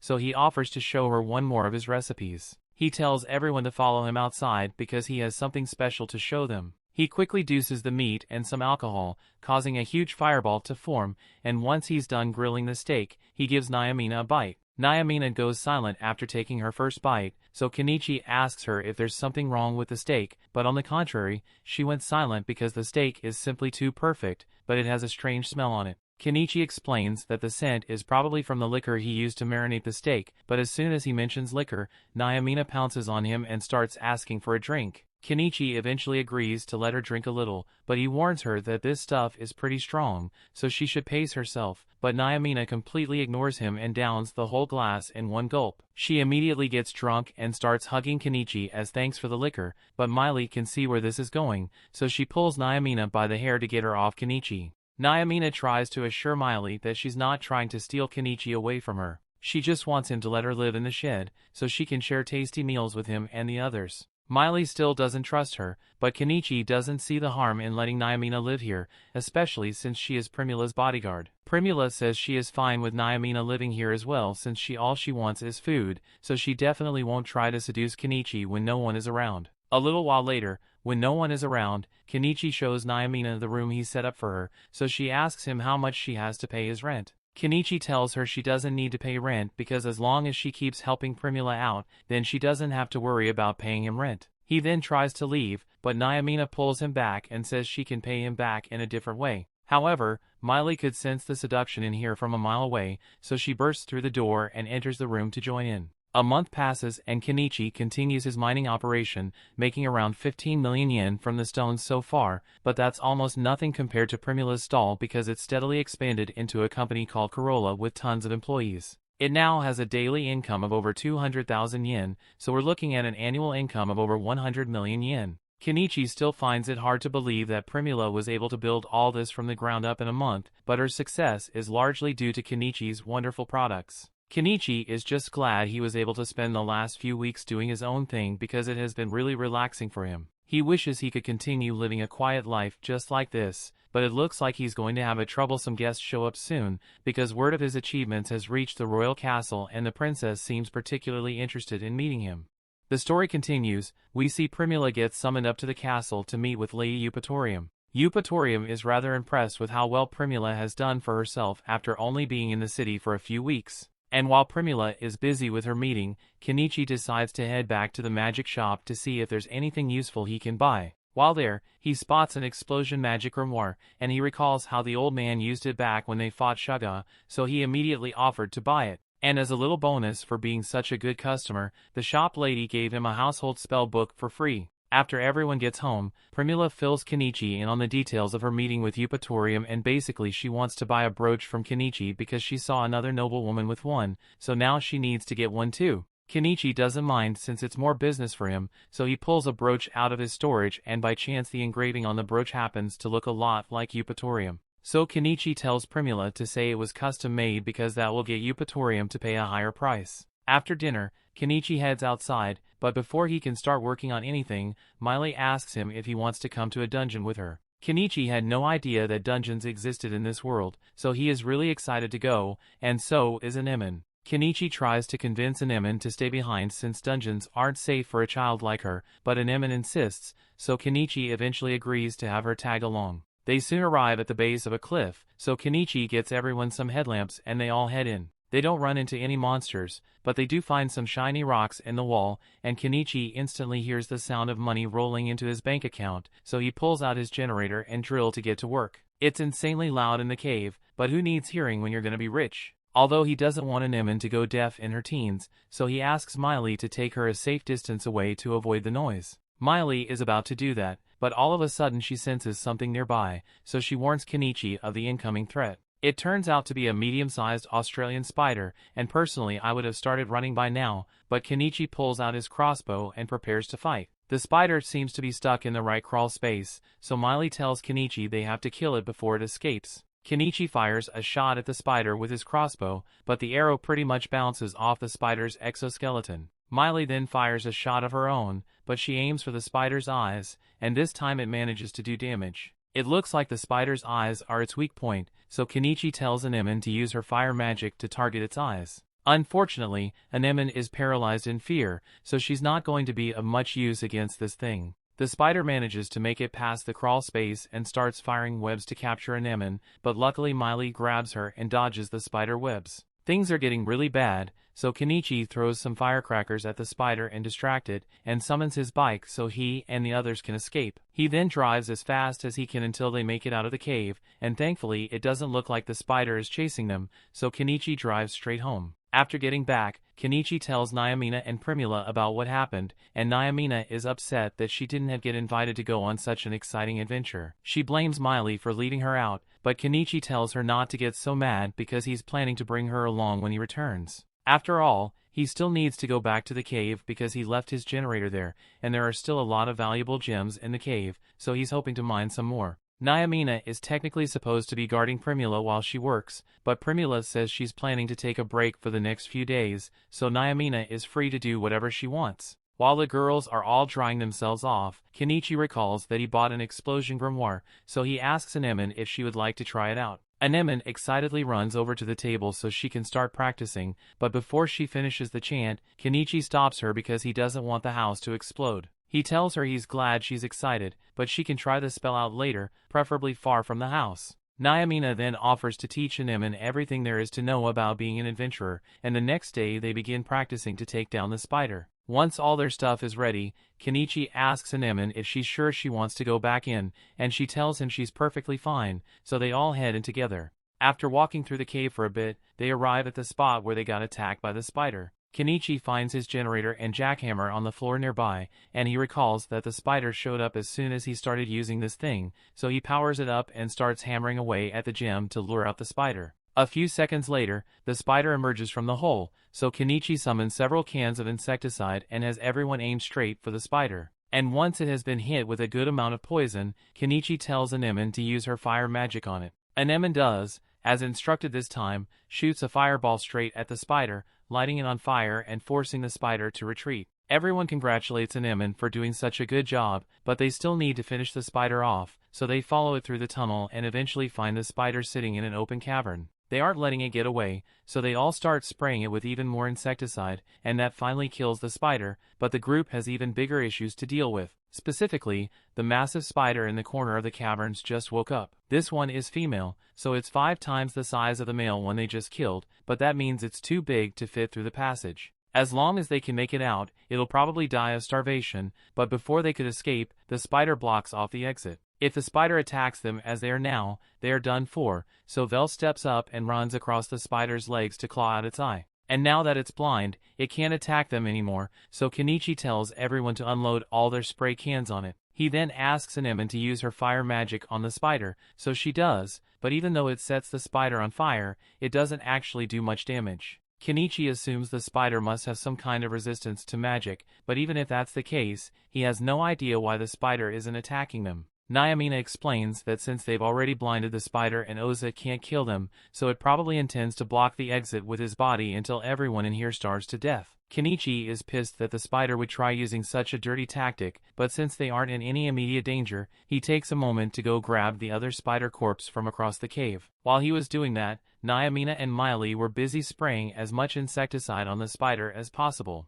But no matter how many cans they use, that thing just won't go down. They are running out of options, so Kenichi decides to take drastic measures and buys a piece of heavy machinery, an excavator. Naomina is shocked by what she's seeing and asks what this thing is supposed to be, so Anemone explains that Kenichi can summon these things to help him fight. As Kenichi is climbing into the control box of the excavator, Anemone tells him she wants to ride with him. And she won't take no for an answer, so Kenichi allows her to ride with him just this once. He charges at the spider with the excavator and tries to strike it with a shovel, but the spider grabs onto it and starts trying to climb the excavator over. Fortunately, Kenichi is able to regain control and throws the spider to the ground. He then tries to finish the spider off by crushing it with a bucket, but the worst thing imaginable happens just then: the engine stalls. Kenichi desperately tries to start the excavator again, but he's having no luck, so Anemone tries to buy him some time and begins casting the spell for explosion magic. Even though it's her first time, she perfectly recites the spell and casts an explosion that sends the spider flying into the wall. Kenichi finally manages to get the excavator back up and running, so he once again drives straight at the spider and proceeds to crush it against the ceiling until the spider finally dies. After all is said and done, Kenichi stores his excavator as well as the spider's body. And normally he would be really upset because he had to spend 10 million on that excavator, but after mining the gems, he made more than enough money to cover the costs. Once they get back to the surface, Kenichi asks Anemone if she managed to learn how to use explosion magic because he doesn't remember seeing her practice it. So she tells him that this was the first time she ever tried it, which makes them really impressive that she pulled it off. They eventually return home, and although Primula knew they were going spider hunting, she never could have imagined that the spider would be this big. After Primula calms down, Kenichi heads inside to start preparing dinner, but to everyone's horror, he plans to use an egg he found in the spider to make it. Everyone else thinks it's going to be disgusting, but Kenichi is curious about what a giant spider egg would taste like, so he starts making an omelet. He has a bunch of other stuff in there, so by the time he's done, the food actually looks pretty good. So Anemone decides to take a chance and tries a piece, and surprisingly, the egg balls taste really good. The others decide to try some too, and Primula is impressed because she can tell that Kenichi made these with cheese. And cheese is really expensive in this world because it's only made in a particular region.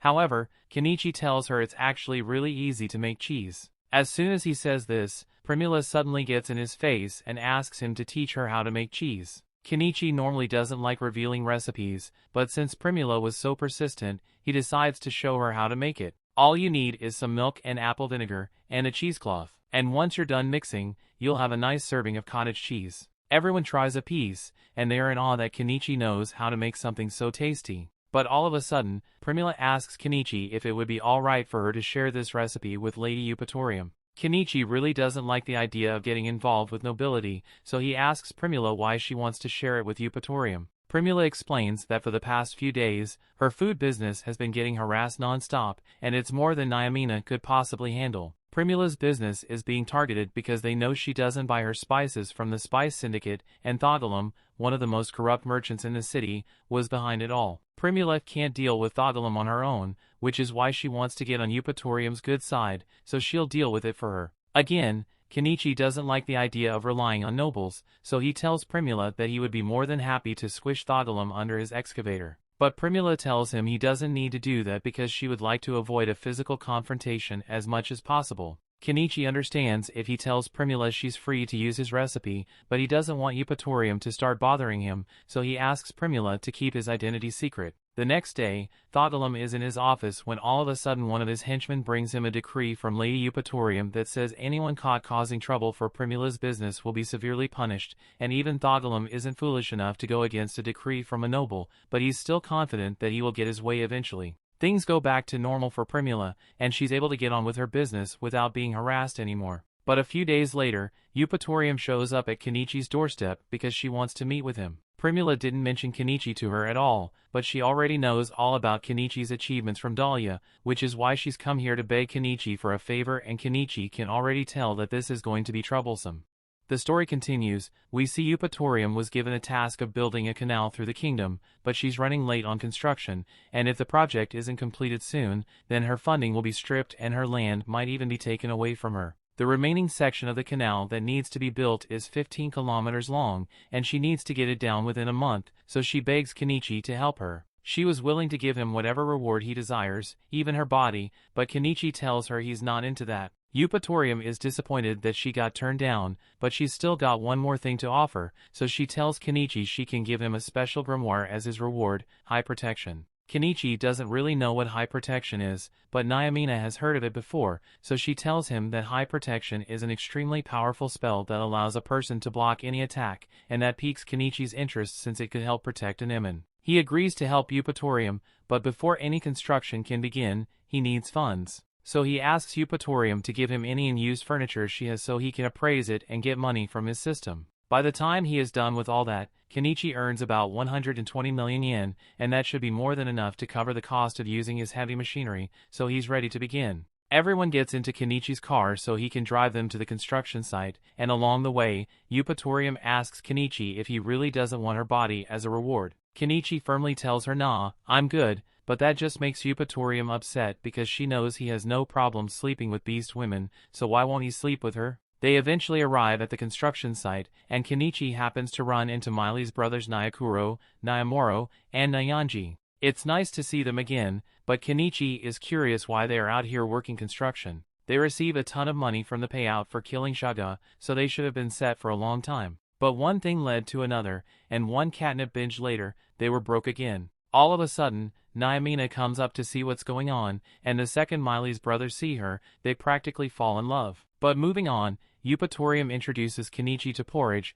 the man she hired to oversee the construction work. Porridge tells her she didn't need to come all the way out here in person, but Eupatorium says it's important because she brought someone to help. She tells them that Kenichi will be able to speed up the process by a lot because he's a mage, but Kenichi tells him he's just a merchant. Anyway, Porridge has no reason to refuse additional help, so he decides to continue his work and asks Eupatorium to have a look at the bill for the equipment she will need. While Eupatorium is looking at it, Primula takes a look as well, and she's disgusted by the prices she is seeing. She asks Eupatorium to let her handle looking through the bill, and after reading the entire thing, she is sure that Porridge is trying to rip Eupatorium off. Porridge defends himself, saying he needs to make profit off the deal, and it's not like there are any other merchants that Eupatorium can order 1,000 axes from. However, he was wrong about that last part because Primula simply turns to Kenichi and asks him if he can get 1,000 axes. Kenichi buys the axes from his store and asks Eupatorium if an axe like this will work. She tells him it's perfect, but she's curious about how much he's going to charge, so Primula says Eupatorium just needs to pay 1 silver coin per axe. That's a ridiculously low price, so Eupatorium asks if Kenichi is really alright with it, and he says she can just think of it as a friend discount. Eupatorium is delighted to hear that, so she says she will buy from Kenichi instead and fires Porridge. Porridge gets angry and reminds her that he's here on behalf of the Thogalum Trading Company, so going against the moon isn't well for her. Kenichi recalls that Thogalum was the guy behind all the trouble of Primula's stall, and apparently he's so influential that even the Lord asks for his help occasionally, so getting on his bad side could cause a lot of trouble. But right now, building the canal is more important, so everyone begins work right away. Since his backhoe is going to be used a lot, Kenichi is going to need a lot of fuel, so he pours out 3 basins worth of fuel and a few minutes later they finally begin working. Kenichi's machine is a huge help since it can do work that would take them hours and only a few minutes. After a long day of work, Kenichi prepares a meal for his friends and offers some to Eupatorium. She's surprised that he can make such decent food even though he's in the middle of the forest, and it tastes absolutely delicious too. Kenichi notices Nyanji and the others staring at the food from over there, so he invites them to come eat with him. But they aren't the only ones who are hungry right now. Pretty much all the workers are starving because the tavern they usually go to is in the city, so it'd be too expensive for them to go make the journey. Primula feels bad for them, so she comes up with an idea and asks Kenichi for permission to use his recipe to feed all the workers. Of course, she's still going to charge them, but it will be a fair price so everyone can afford to eat. All the workers are overjoyed to have food to eat, so the work site practically turns into a party, and Eupatorium loves how lively everything is. Later that night, Kenichi sets up a bath and tells Eupatorium she can use it to clean herself up. Eupatorium is amazed that Kenichi can create a bath out here in the middle of the woods, but as Kenichi is about to leave, she grabs his arm and orders him to bathe with her. Kenichi is trying his best to resist Eupatorium because he's technically married to Primula, and he's got to take care of Anemone so he can't just indulge whenever he feels like it. Eupatorium admires the fact that Kenichi cares so much about his family, because when it comes to her family, they barely even acknowledge her as a person. All of her parents were concerned about was who Eupatorium would end up marrying. Kenichi tells her that sounds sad, but it's got nothing to do with him, so he leaves the bathroom before Eupatorium tries to seduce him again. The next morning, Kenichi wakes up early, and the first thing he sees is Eupatorium working hard to distribute food to all the workers. For a second, he starts thinking that maybe it wouldn't be so bad to clap Eupatorium's cheeks at least once. As soon as he starts thinking that all the girls close in on him because they can tell what Kenichi is thinking. But he tells them he wouldn't actually sleep with Eupatorium because she's a married woman and he's smart enough to avoid that drama. Eupatorium knows Kenichi doesn't want to fall for her, but she's got a whole month with him, so sooner or later she's going to make him give in. A few moments later, Porridge and one of his associates return to the work set to complain because none of the workers have been coming to the tavern they run to eat. Primula tells them that's because she started selling food to them at an affordable price, so none of the workers need to go to their tavern anymore. And she makes it clear that the reason they lost their customers isn't because Primula stole them, it's because they were setting their prices way too high. So if they ever hope to recover, they need to start being more honest in their business. After that, work continued as usual, and after the trees have been cut down, Kenichi drove past in his backhoe to put all the wood and debris in his storage. They were making good progress on the canal, and by noon Eupatorium's servants finally arrived, so there are a lot more people than before and water is starting to become a bit of an issue. He could buy it from his store, but that would be really expensive, so he decides to make a deal with the beast folk instead. They tell them about a nearby spring, but it's pretty much impossible to reach unless you have cat-like agility, so Kenichi offers to give them alcohol if they fetch water for him. The beast folk really love alcohol, so they eagerly accept his deal, and before long, Kenichi's water supply issues is resolved. While all the beast folk are enjoying their alcohol, Kenichi says he's going to go to bed. But before he can leave, a drunk Eupatorium puts her arm around him and starts dragging him off to the bedroom, and let's just stay Kenichi folded. A little while later, Eupatorium falls asleep, so Kenichi leaves the guest room and tries to head back into the main house, but Anemone doesn't let him in because she knows what he did. Eventually, a Stranch's section of the canal is completed within the 1-month deadline, and is officially opened during a ceremony where the royal family was present. Kenichi wanted to avoid the ceremony altogether, but Eupatorium ended up pressuring him into attending anyway. And in the middle of the ceremony, Eupatorium ends up calling on Kenichi to demonstrate the unique magic that made this project possible.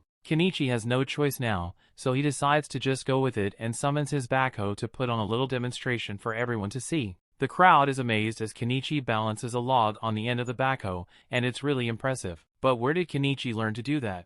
After the ceremony is over, Eupatorium is approached by Viscount Thunberg, and he can't believe that the mage who defeated Shaga is really in Estrantia. He was sure that Eupatorium would end up losing her land and have to flee the country, but Eupatorium laughs in his face and tells him his joke is almost as funny as that sorry excuse for a mustache on his face. Kenichi sees all this happen, and he assumes it's just a rivalry between nobles, but Primula notices something unsettling. There's an old man in Thunberg's carriage, and it's the same man who was stripped of his status in Dahlia after it was discovered that he was the one who hired Shaga to kidnap Primula. The next day, Kenichi meets with Graham, Eupatorium's husband, and he wants to personally thank Kenichi for all the help he offered in completing the project. Till now, he hadn't really put much effort into maintaining his territory, but after nearly losing it because of the deadline, he's ready to turn over a new leaf. Also, there's one more thing he wanted to talk to Kenichi about because he found one of the pictures Kenichi sold a while ago, and he really wants to know how Kenichi made them. Kenichi proceeds to show Graham the entire printing process, and Graham is excitedly listening to every word. But little does he know, he's talking to the guy who slept with his wife. After Kenichi has taught him how to make the pictures, they get back to their discussion, and Graham says he would like to hire Primula to handle Estrantia's finances. And Primula is grateful for the opportunity, but it would be too much for her to handle on her own, so she asks Graham if she can ask her father for support. Graham knows Mallow from the Mallow Trading Company is a big deal over in Dahlia, so he would be more than happy to have such a good merchant working with him. But he's not sure if it would be a good idea, since establishing connections with one of the most influential merchants in Dahlia might provoke Thogalum to act. Kenichi has been hearing a lot about Thogalum recently, so he asks why Graham doesn't just kick Thogalum out of Estrantia, since he clearly doesn't like him. Graham is embarrassed to admit this, but with Estrantia's current budget, they can't afford a night order. So if it came down to a battle against Thogalum and his men, it's safe to say that they lose. However, Eupatorium tells her husband that they stand a good chance of winning since they have Kenichi and his magic machine, and she's sure Kenichi would be willing to fight for them after all, he's her friend. Kenichi doesn't like how he keeps getting involved in troublesome things, but since the situation is pretty serious, he agrees to help fight Thogalum if it ever comes down to it. Later that night, Kenichi and the others return to their original spot and Kenichi puts their house back in its place. They also got the high protection grimoire that Eupatorium promised them, so Anemone can start learning to use the spell soon. But for now, everyone takes a bath under the stars to relax. The story continues. We see in the royal capital, Princess Lilith goes to see her mother while she's working because she heard that something interesting happened. The queen tells her that the Viscount of Estrantia actually managed to build Sue's section of the canal within the deadline. It's kind of funny because before this she kept getting letters from Thunbergia telling her to strip the Viscount of Estrantia of his land and status for being incompetent. It's obvious that Thunbergia just wanted to claim Estrantia for himself, but the queen would have had to do it if the Viscount of Estrantia had failed to fulfill his duties. However, an extremely talented mage appeared and helped him complete the construction in no time. This mage is the same Kenichi, who has a long list of achievements, so the princess thinks it might be fitting to bestow him with the title of Sacred Knight at some point. Meanwhile, Kenichi is still enjoying his bath with everyone, when Nyamina mentions how amazing it is that Anemone is able to use magic so easily. Kenichi assumes that Anemone must have inherited her magic genetics from her mother, so he asks Anemone if she knows anything about her mom. Anemone says that her mother is the one who named her,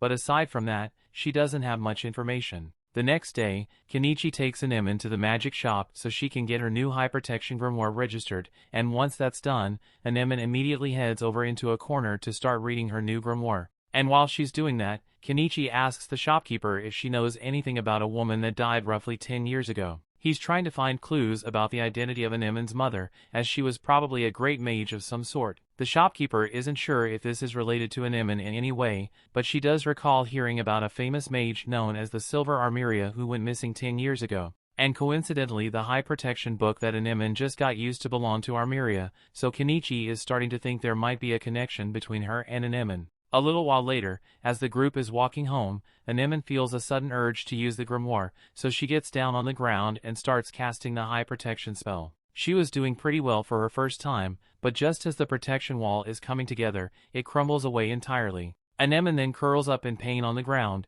so Kenichi thinks it must have something to do with her failed spell, but Anemone is actually just having her first period. A couple of hours and a few painkillers later, Anemone is back to her usual cheery self. The next day, Kenichi notices a carriage approaching his house, and Mallow must know something we don't because he just drove his carriage over a lake. Anyway, He came because he wanted to visit Primula, but also because he wants to discuss the measures they are going to take to get rid of the glum. But before that, Kenichi has something important he wants to talk to Malo about. For a while now, he has been calling Primula his wife, but he never formally asked for her hand in marriage, so he wants to do that now. Primula has been living with Kenichi for months now, but she is still incredibly touched by the gesture, and Malo couldn't ask for a better son-in-law. That evening, a feast is held in celebration of Kenichi and Primula's official marriage. And as for the measures against Thugalum, they are going to establish a company to push him out of the market altogether. The next day, another carriage shows up on Kenichi's doorstep, but this time it turns out to be Norspol and he came looking for Primula.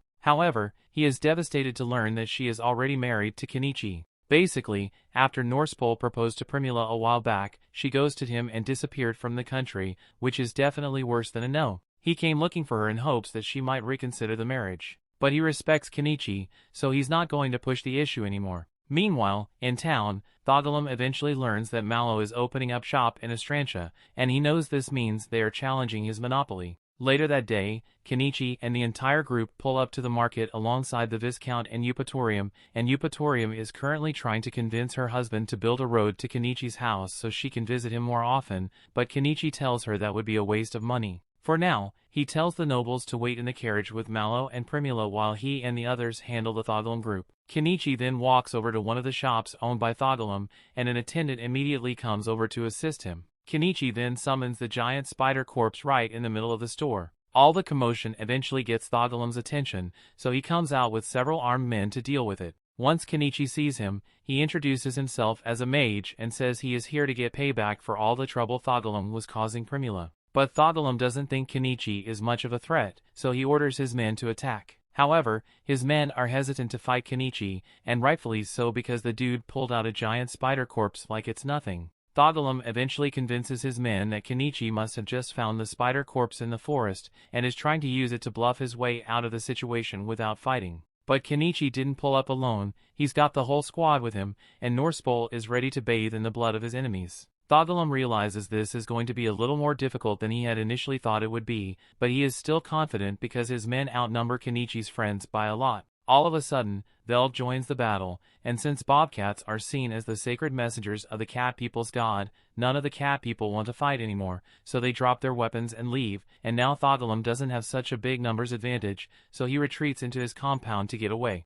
Kenichi and the others chase him inside, but it looks like that was part of Thugalum's plan because he had even more men waiting inside. And these are dog people, so they have no problem running the fade against Holy Cat. The leader of the dog people jumps down to attack Kenichi, but Norspol jumps in to save him and an all-out battle ensues. Both Nyamina and Miley run in with their weapons and they got deep hatred for the dogs, so they are very motivated to land kill shots. Meanwhile, Norspol is still fighting the dog leader, but he gets caught off guard by a dagger thrown at him. Luckily, Vel saves him, so he is able to charge back in and slices the dog man in half. Kenichi then pulls out his backhoe, and he proceeds to mess up as much stuff as he can in Thugalum's complex, probably squishing a few people in the process too. Thugalum realizes he is losing, so he tries to flee from the complex, but Kenichi follows him and summons an even bigger machine to destroy the whole building once and for all. However, Malo tells him to stop because he needs somewhere to move in once the Malo company is established in Estrantia. Kenichi agrees to stop, but then Thugalum starts yelling that Kenichi won't get away with this. But on the contrary,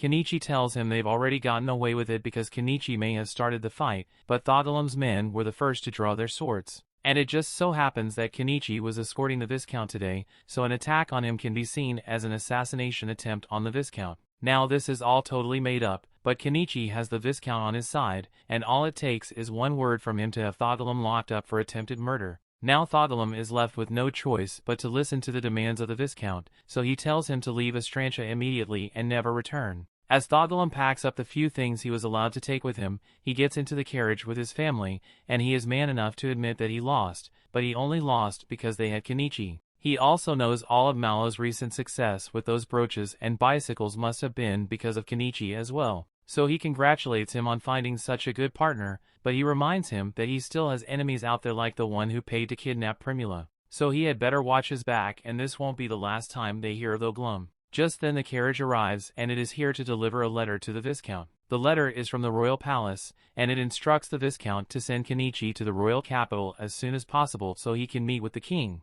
Since it is a royal decree, they have no right to refuse the summons, but they have no idea whether royal family would want to see Kenichi. Thogalum overheard the whole thing, so he laughs maniacally and tells Kenichi he had let himself stick out so much was bound to invite trouble at some point. As Thogalum rides off, Kenichi thinks about what he said about Primula getting kidnapped, and now that he really thinks about it, what could have been the reason for it? Shaga obviously did it because a noble paid him, and at first he thought the noble was just in love with Primula or something, but maybe it goes deeper than that. Thunbergia might have pulled some strings to cover it up, but it's possible that the spy syndicate was involved in the kidnapping. They were probably trying to cripple Malo's company because they were jealous of all the success he got from selling Kenichi's goods. And if that's truly what happened, then Kenichi is partially responsible for Primula getting kidnapped in the first place. That night, Kenichi has a discussion with Primula and Malo, and tells them that he wants to stop selling goods to them temporarily. He explains the whole theory that Malo is being targeted because he has access to exclusive goods and Kenichi doesn't want to cause him any trouble.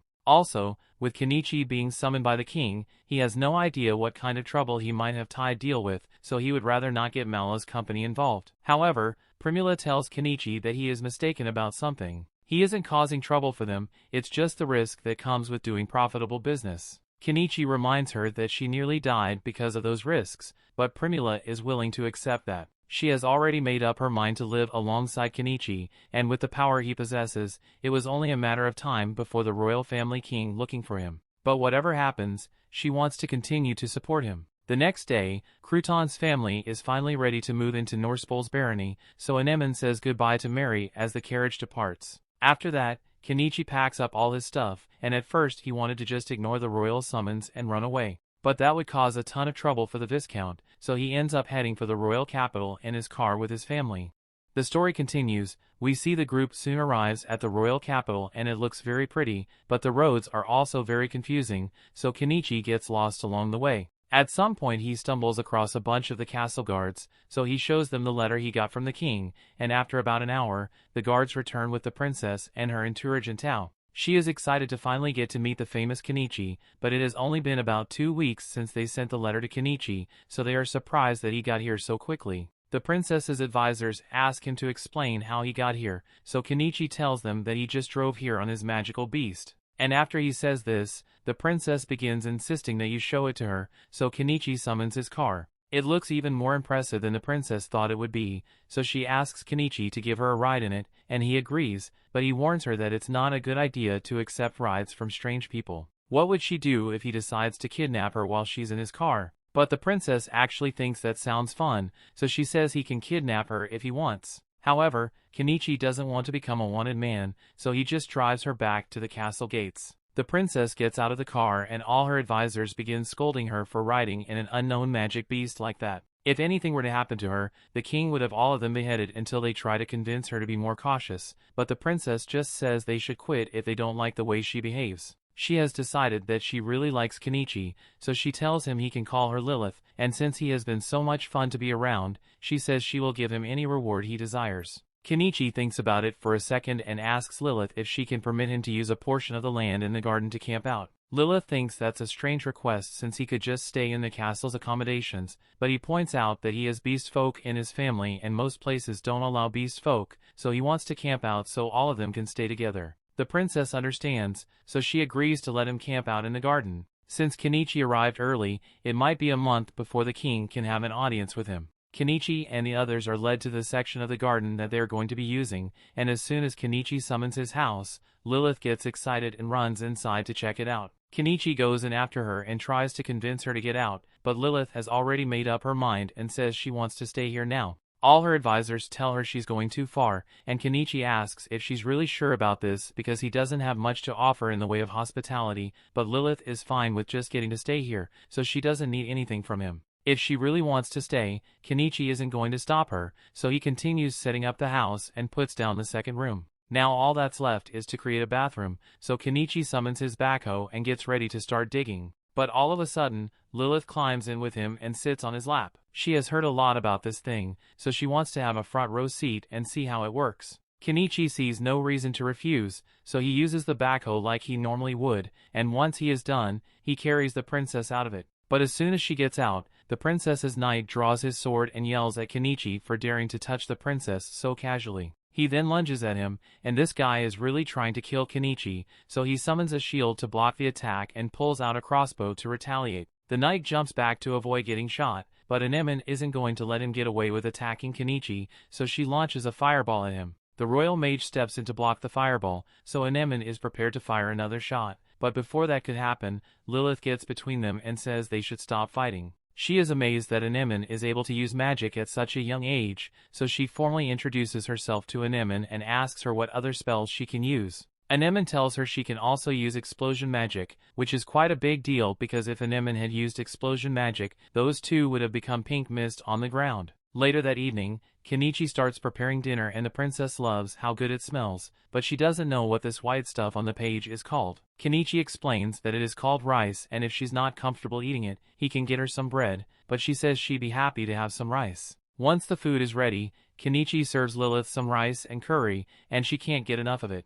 She asks if it's normal for commoners to eat such tasty food because she has never had anything like this before, but Kenichi tells her it's almost impossible for regular people to get their hands on spices because the Spice Syndicate keeps raising the prices. Lilith is aware of the Spice Syndicate as they've been a major annoyance for a long time. She asks Kenichi if he can tell her what spices were used to make this dish, but Kenichi has no idea. He tells her he wasn't the one who made it, but he can give her a can of the spices so she can try to recreate it later. The princess takes that as a challenge, and she's more than happy to try figuring out the spice blend. But in the meantime, she's taken a liking to the spoon and plate Kenichi gave her to eat on, so she asks him to let her buy it. Kenichi agrees, but he needs to have a little discussion with Primula first. He tells her that he would normally sell that plate for 20 gold and the spoon for 10 gold. But if it's the princess that's buying it, he could probably get her to pay 20 gold for each. He tells Lilith it will cost her 40 gold for one plate and one spoon, and Lilith actually thinks that's a good deal, so she says she wants to buy 10 sets. Kenichi happily provides the dinnerware, and Lilith is a little surprised because she honestly didn't believe him when he said he was a merchant. But now that she knows he really is a merchant, she asks him if he has any illegal items he can sell her. Kenichi doesn't deny it, but he also doesn't agree to sell her anything. However, while he and Lilith were talking, Anemone started getting jealous of how close Kenichi was to her, so she gets in between them. Lilith doesn't understand why Anemone is so jealous since she thought Anemone was Kenichi's daughter. But while he does consider Anemone to be his daughter, Kenichi isn't related to her by blood. Later that night, Kenichi lets Lilith take a bath and he stays far away from her because he's not risking getting pulled into another scary situation. He also doesn't want to risk sleeping in the same room as the princess, so he lets Primula and Anemone stay inside with Lilith while he camps out with Nyamina and Miley. But that night, both Nyamina and Miley suddenly get up because they sense something strange nearby. The next morning, Kenichi gets up bright and early and a few minutes later Lilith gets up as well, so she calls for her maids to come and dress her so she can begin her day. Over the next few days, Lilith kept asking Kenichi for favors, including asking him to take care of the rat problem in the castle. So Kenichi went down into the tunnels with a metric ton of rat poison and killed over 1,000 rats at once. On another day, Lilith organized an auction for the giant spider corpse in Kenichi's item box, and later on she asked Kenichi to pretend to kidnap her to see if he could really get away with it. So Kenichi grabs her and scales the castle walls to prove that he could easily get away with Lilith if he wanted to. The next day, Lilith wanted to do something nice for Kenichi, so she presented him with the curry her chefs made. It may look green, but it tastes great, so Kenichi compliments the chefs for being able to recreate the curry spice so well. All of a sudden Lilith asks Kenichi if he has any food in his item box that her chefs won't be able to recreate, and this time he takes that as a challenge, so he pulls out a box of luxury chocolates. The princess tries a piece, and he is amazed by how sweet it is, so she gives a piece to her head chef, Sambak, and asks him if he would be able to recreate it. After tasting the chocolate, Sambak admits that he could never create something like this with his current skill level. The next day, Lilith goes out to see Kenichi as soon as she is done with her duties, and while having dinner, Nyamina and Miley say they sense something out there again. All the maids also seem quite worried, so Lilith explains that there have been rumors about this castle being haunted. There have been countless people who died to protect the royal family, and no doubt a lot of them held grudges before they pass, so it stands to reason that there would be at least a couple of ghosts haunting the castle at this point. The maids are all terrified of the ghosts, so they ask Lilith to ask Kenichi to get rid of the ghost. Lilith personally doesn't care about the ghosts, but since her maids are so bothered, she asks Kenichi if he knows how to get rid of one. Kenichi agrees, but only on the condition that Nyamina and Miley be allowed to enter the castle, since they are the only ones who can sense the ghost. Lilith agrees to his terms, but Kenichi still has no idea how he's supposed to fight a ghost in the first place. After doing a bit of searching, Kenichi buys his sprayer and fills it with holy water. As they walk through the halls, Naomina and Miley point at a corner and tell Kenichi that they can sense something coming from over there, so he sprays the area with holy water and they tell him the ghost is gone now. Now that this place has been taken care of, Lilith leads Kenichi to the maids' quarters because they say there's a ghost here too.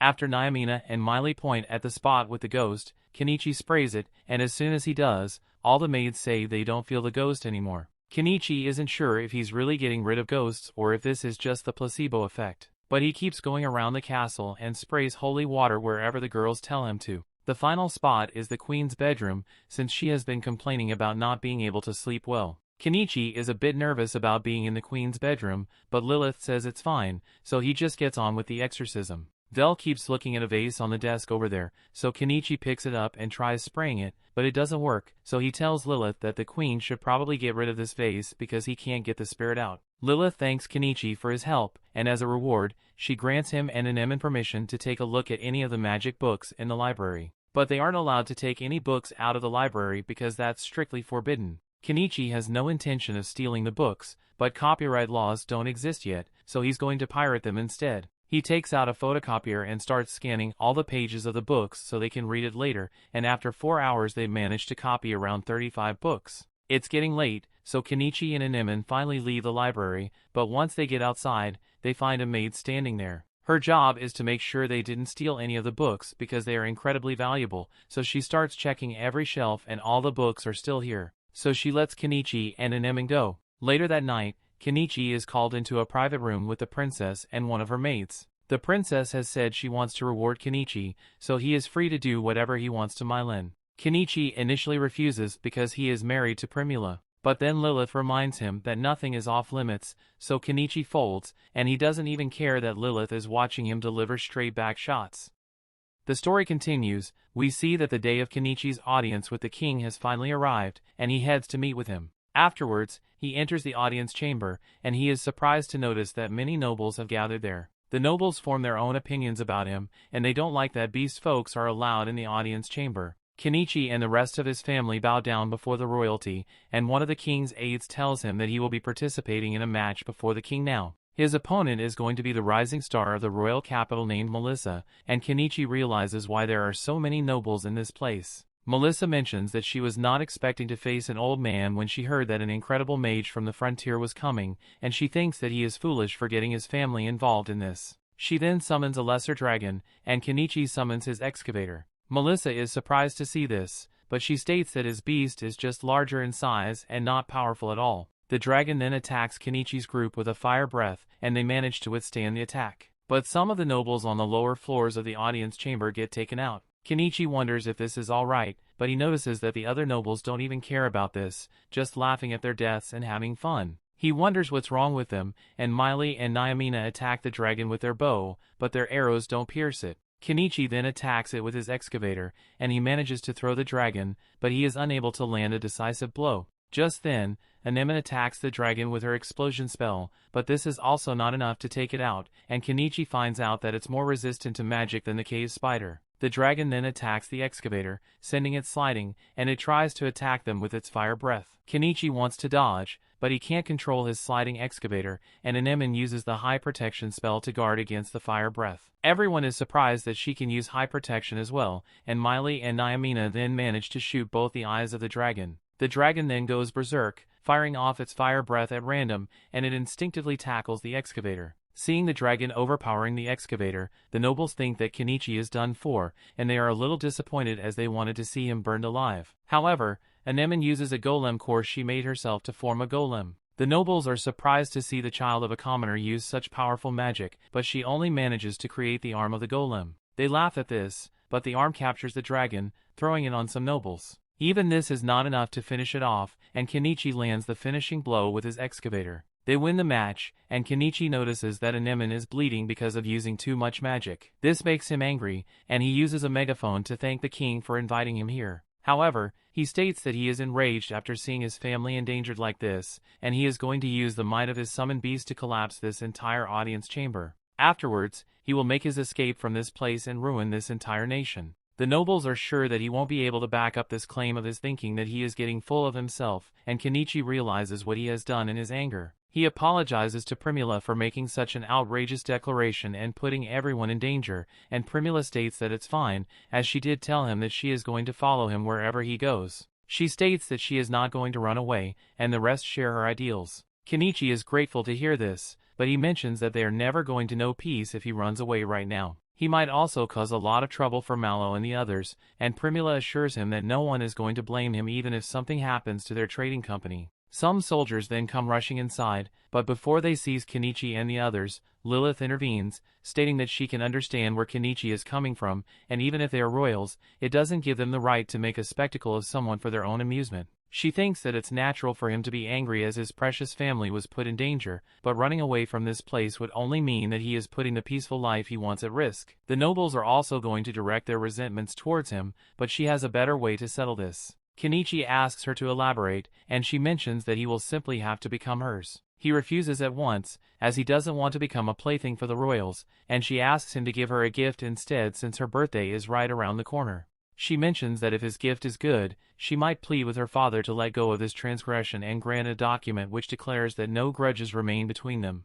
Kenichi realizes that she wants him to give her something that none of the nobles here could hope to obtain, and Lilith tells him that it will be hard for him to surprise her with jewelry. Kenichi understands that she is trying to challenge him and he wants to take her up on the challenge and gift her a jewelry, but he doesn't know what he should go with. Primula tells him that he shouldn't worry as all of his products are great, but the most amazing thing about them is that every one of his products had the same shape. She states that he should use this to his advantage to gift her something amazing, and he gives her a pearl necklace. She is surprised to see it as all the pearls have the same color and something like this shouldn't exist. This makes her happy, but it also makes the queen jealous at the same time. The princess then gives him a document which sanctions all of his activities, and Kenichi is not satisfied with this outcome, but he accepts it since it settles things peacefully. However, he notices the piercing gaze of the queen on him, and he can see that she is quite pissed. She asks him if he doesn't have anything for her after presenting her daughter with that necklace, and he mentions that he only gave her the necklace as an advance birthday gift. The queen states that her birthday is also coming up, and he recalls that Lilith told him that her and the queen have quite a competitive streak. Kenichi states that he also has something for her,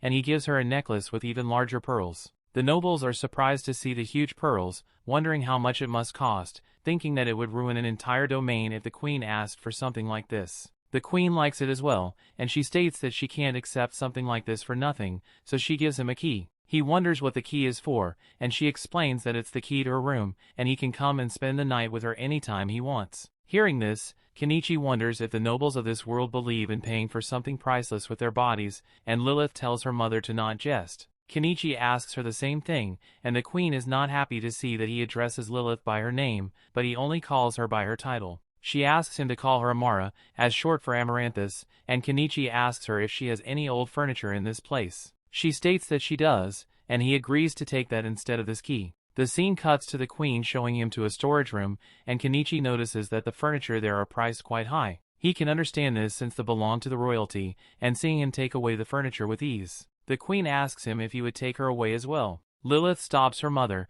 and Kenichi notices that the vase he asked for Lilith to remove from her room is also here. The queen tells him that thanks to his intervention she had a marvelous sleep recently, and he realizes that the flower vase was the cause of her sleeplessness. She mentions that they interrogated the noble who sent this, and he revealed that he gifted this knowing full well that it was cursed. Kenichi wonders why they would do this, and she explains that it was to kill her. She reveals that he was among the nobles who were killed by the lesser dragon's breath, and he realizes that she planned for them to die like this, but she doesn't admit to it. She explains that the man was one of the nobles in the anti-royal faction, and they are people who oppose the rule of the royal family. Lately the actions of Thunbergia from Achaemenes have caused them the most irritation, and he is the lowest ranks of the anti-royal faction. He is conducting all kinds of schemes to take over Astrantia, its neighbor, including sending his pawn to the city. Kenichi realizes that she is talking about Thogalum, and she explains that the anti-royal faction also keeps numerous bandits and thugs at their disposal. Lately, Astrantia has also been trying to add Dahlia to their territory,